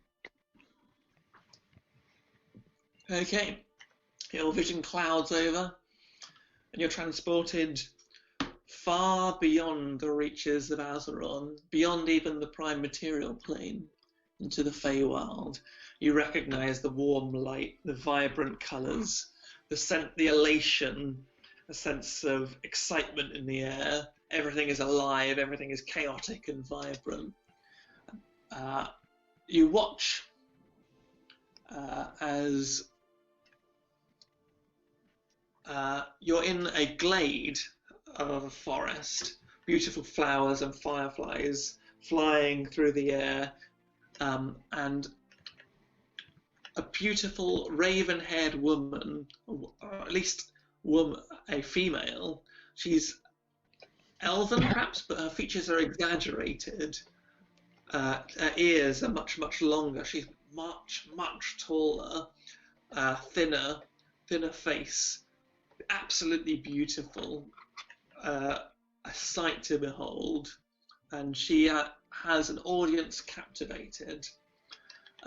She's holding court with a host of fey creatures, gazing fondly with adoration up at her beautiful raven hair tied back with silver starlight tiara. At her feet, two similar creatures, beautiful, beautiful women, with exaggerated elven features, both with tiaras of starlight, one with long blonde hair and the other with long red hair. There are satyrs playing instruments and looking fondly up at this dark-haired beauty. Pixies fluttering around the tiara of this princess. From beyond the glade, you catch a glimpse of another of these creatures, perhaps as beautiful as the raven-haired woman, perhaps shining a tad less intently, and her look is stern and fierce. All of these fey creatures, all of these kin, staring so fondly at this raven-haired woman. It's a fierce and jealous look. The scene shifts, and you see the same woman, the same blonde, regal-looking woman in a long white dress with a crown, high, like pinnacles, like thin shards crown, delicate and beautiful, with sunflowers and daisies threaded through her amazing, luscious blonde hair. To her side, the other three, the red-headed fey creature, the blonde fey creature, and the dark-haired beauty, shining perhaps a tad more brightly than the blonde, than the Summer Queen herself. The sisters are whispering behind the back of the Queen and giggling. The Queen notices, and her jealousy and ferocity is there. You see it, held behind her calm facade, but barely contained. Standing attentively behind the Queen is a satyr, tall and muscular, holding a two-handed golden sword. One of the Queen's entourage, a lover perhaps. Yet the satyr is making eyes towards a raven-haired woman, and the raven-haired woman's eyes slide slyly to the satyr's, and they meet. The scene shifts again to another secret forest glade where naked flesh intertwines the satyr and the raven-haired creature. The satyr, the raven-haired creature, and the locked in a tender love's embrace. But from beyond the forest, weeping, you see the green eyes of the Summer Queen, weeping and growing fierce and cold. Finally, the scene shifts again, and you see the moor, this time the right way up, spiralling overhead of a vast tree, much like the one you saw below in the pits. On a pike, bleeding and still in shock, the head of the satyr, as the sisters, the raven-haired woman, the blonde-haired, and the blonde-haired and the ginger-haired siblings are led up a precarious ladder by a swarm of guards, Eldarin guards, with pikes and swords, and forced to march through the yawning moor and into the prime material plane. The Summer Queen watches on with a cold, hard stare. And then the scene ends, the dream shifts and fades, and you are back in Azeron.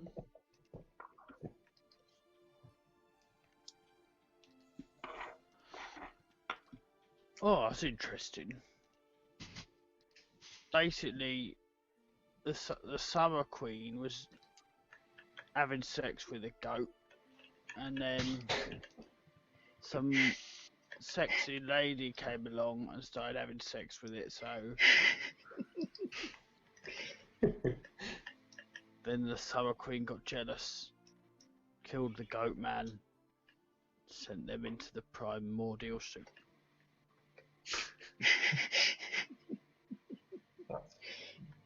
Fantastic. That checks out.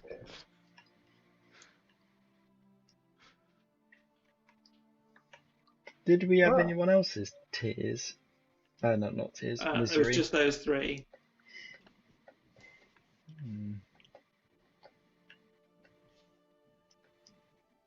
Wow.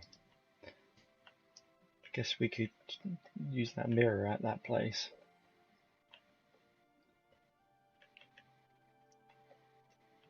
Secure, what's her name? The blood coat.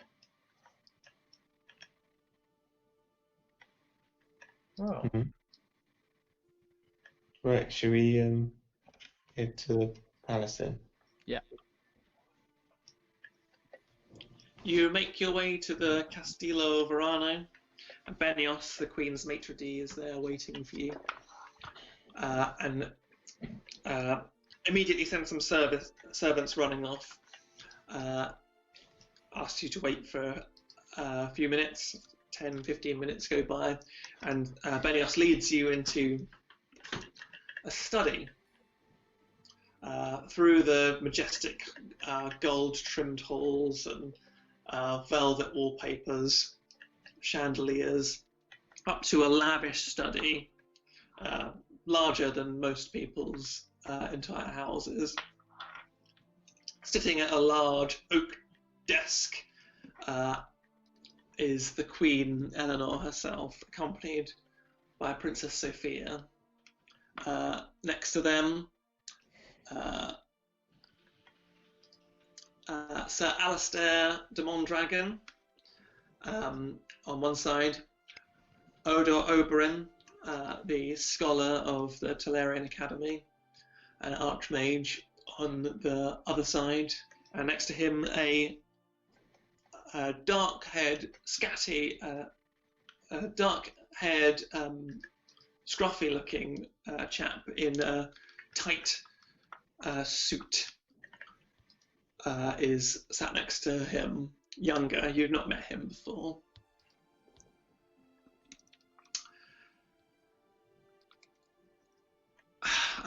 The Queen sighs and says, have you been successful? What is the verdict? Are we rid of these witches? Take a seat, please. Yeah, we killed them dead. everyone lets out a sigh of relief. This is truly most excellent news. And you are to be rewarded, of course. We should discuss immediately. So, I have two options for you. Heroes of Azeron. Firstly, of course, you will all receive the highest commendation I can give you. The Heart of Zerona. Benios, if you would please. And Benios goes around and pins upon each of your chests a silver star emblem with a red ruby in the center. Wade, you would recognize this as the most prestigious of medals that you can receive from the Empire. Only heroes of the Empire can get such an award.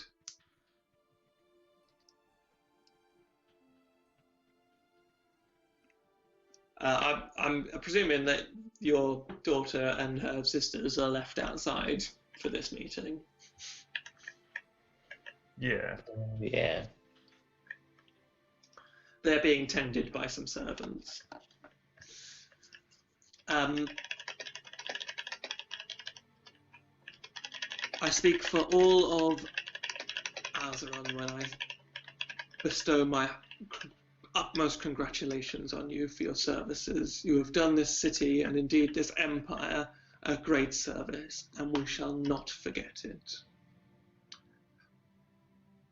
As a reward for this service, beyond the medals, of course, which I hope you will wear with pride,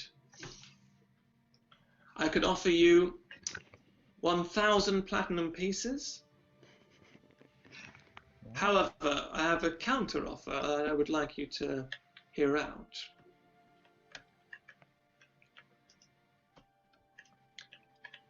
I am in need of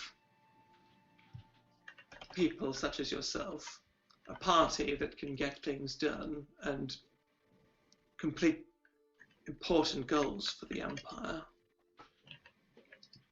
So, rather than pay you 1,000 platinum, the Crown is prepared to pay 2,500 platinum to be spent on the revitalization, renovation, and fortification of the Bloodcurrent estate. The Bloodcurrent estate will become a castle and fortification, which will be the basis for your adventuring party. It will be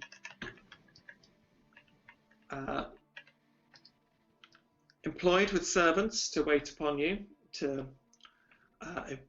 It will be enough funds for you to develop training rooms, libraries, etc., for all that you require. And what I would ask in return is that you will help out the Empire where you can. Well, Of course, if you would rather have the 10,000 platinum, I completely understand. I would still ask you to help out if you are able. The Crown is in need of people such as yourselves. so either the way the Bloodcurrent estate gets done up, or we all get 10,000 platinum. So you either get 10,000 platinum to share, or you get 25,000 platinum to spend on doing up the Bloodcurrent estate however you deem it should be done up. And basically what that means is I give you the map and you tell me what you want in it, and I'll build you your ultimate fortification.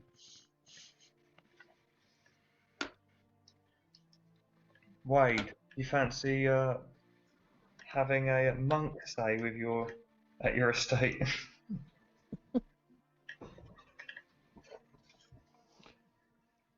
Okay, cool. I think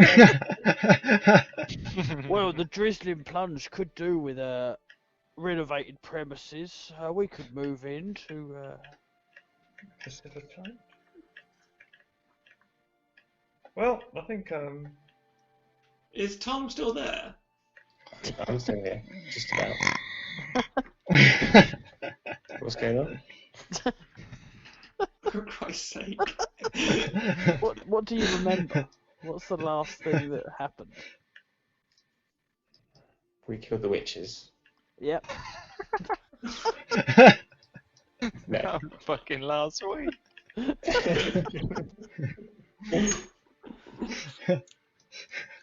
Right, we're at the Queen's lair. Yep. No, but And go on. she's going to explain the plot to us.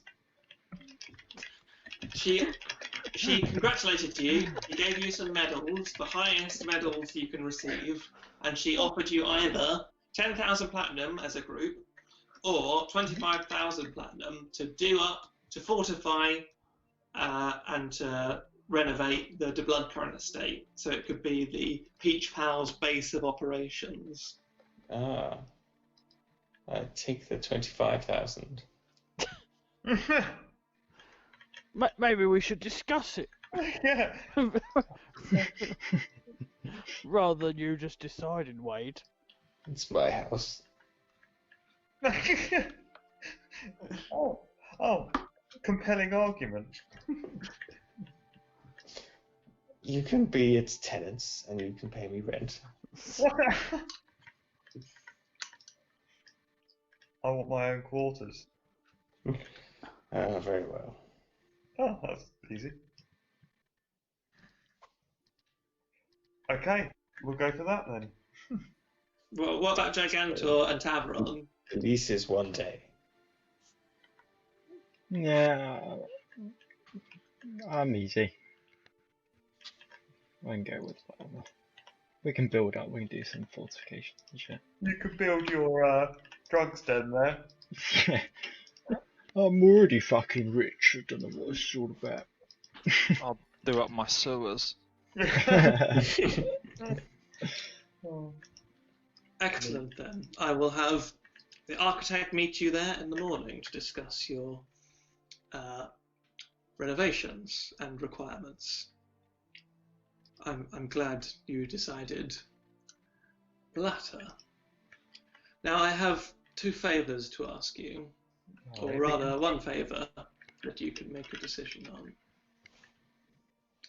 We have, as you know, the Crown has enemies.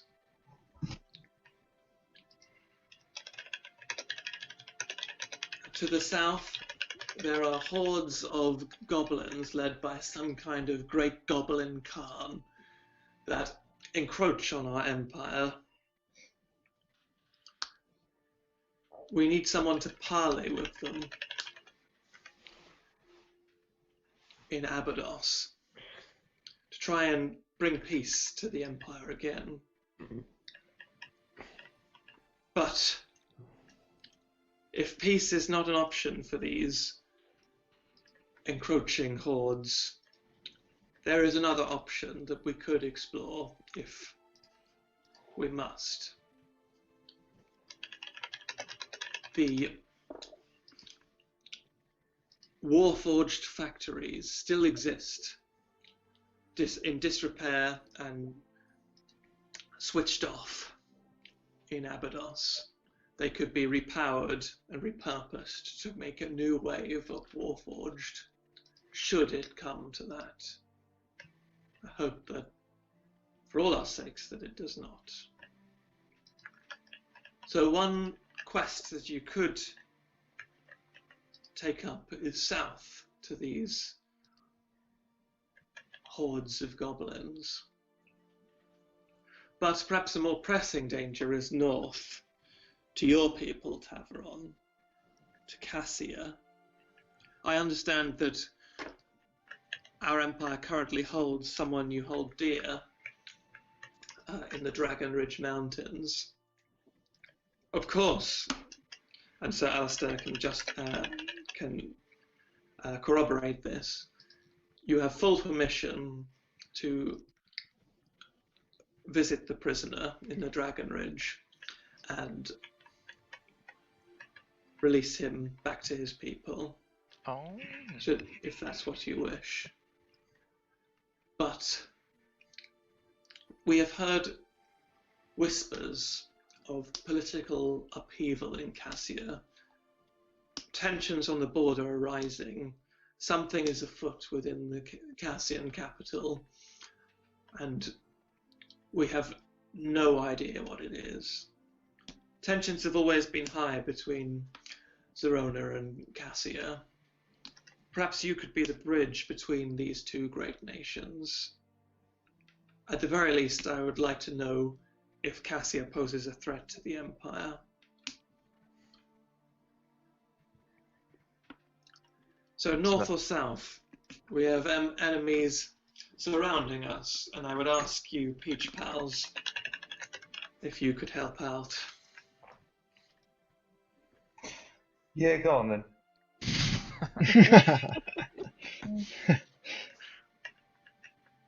Sounds good. Which way? That is up to you. I think we'll wait until you built maps for both ways. No, you must decide now!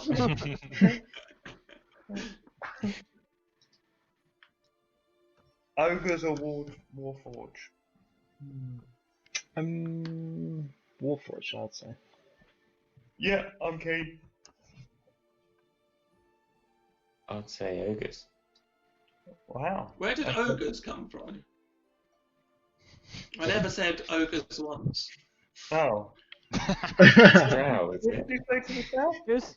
It was goblins and It's Tabrons goblin people, to wasn't the it? south, or Cassians to the north. Oh. I like the sound of political unrest. Yeah, let's do that one. Yeah, let's go for it. Yeah, let's do Go that. north. Coincidentally, north on your way to Cassia is Esper, the city where you got that letter from. Oh. No, yeah, definitely. Yeah, let's go that way. North it is then. Fantastic news. Not for the south. As a last reward of sorts, but also utility. And she hands Wade a piece of paper. I'm not sure if you have anyone in your party that is capable of casting this spell yet, or indeed if you have the talent necessary to cast this spell. I believe that your bard woman here might be able to cast it eventually. Is it vicious mockery? These are the I doubt it highly. These are the teleportation circle coordinates for the city. Once you gain the ability to cast teleportation circle, you will be able to return here at will. I see Keep you've them- cast vicious them- mockery on us with this. Obviously, we can't have these falling into the wrong hands.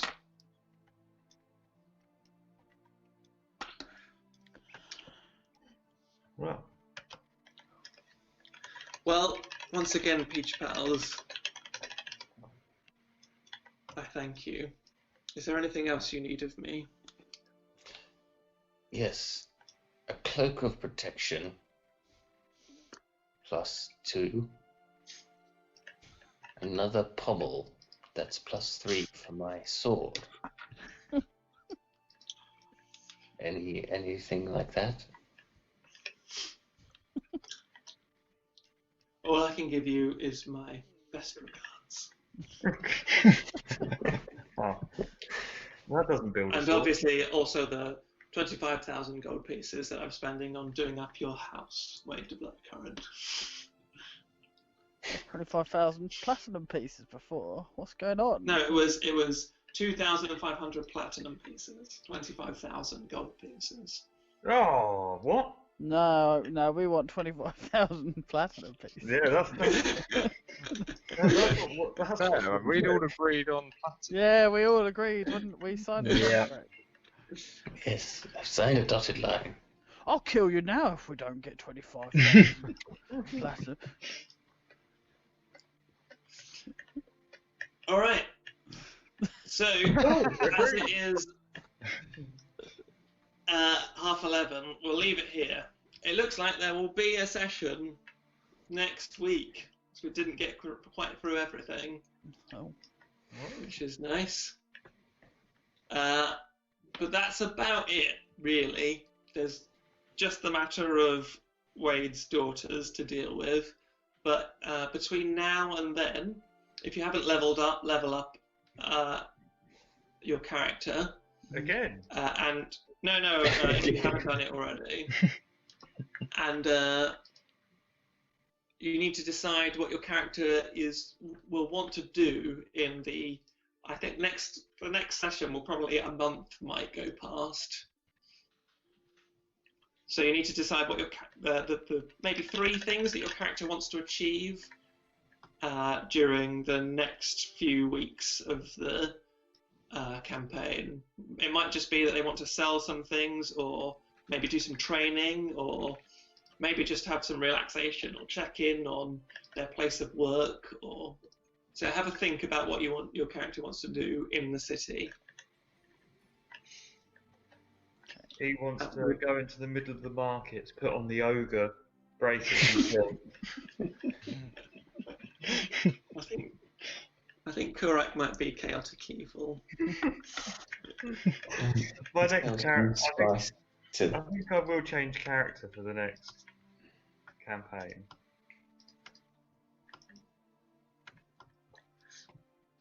Okay, so maybe Kurak wants to leave back for Tazumi then. No, he just wants to tend to the wine, the crop. Oh, he's going to stay and look after the Dubloka on estate. Yeah, he just wants a simple life now. Okay, right. Well, I will. While you guys thinking about how your character's story is either going to end or continue, I will bid you adieu for tonight and meet back for one last session next week. Cool. Roger that. Sounds good.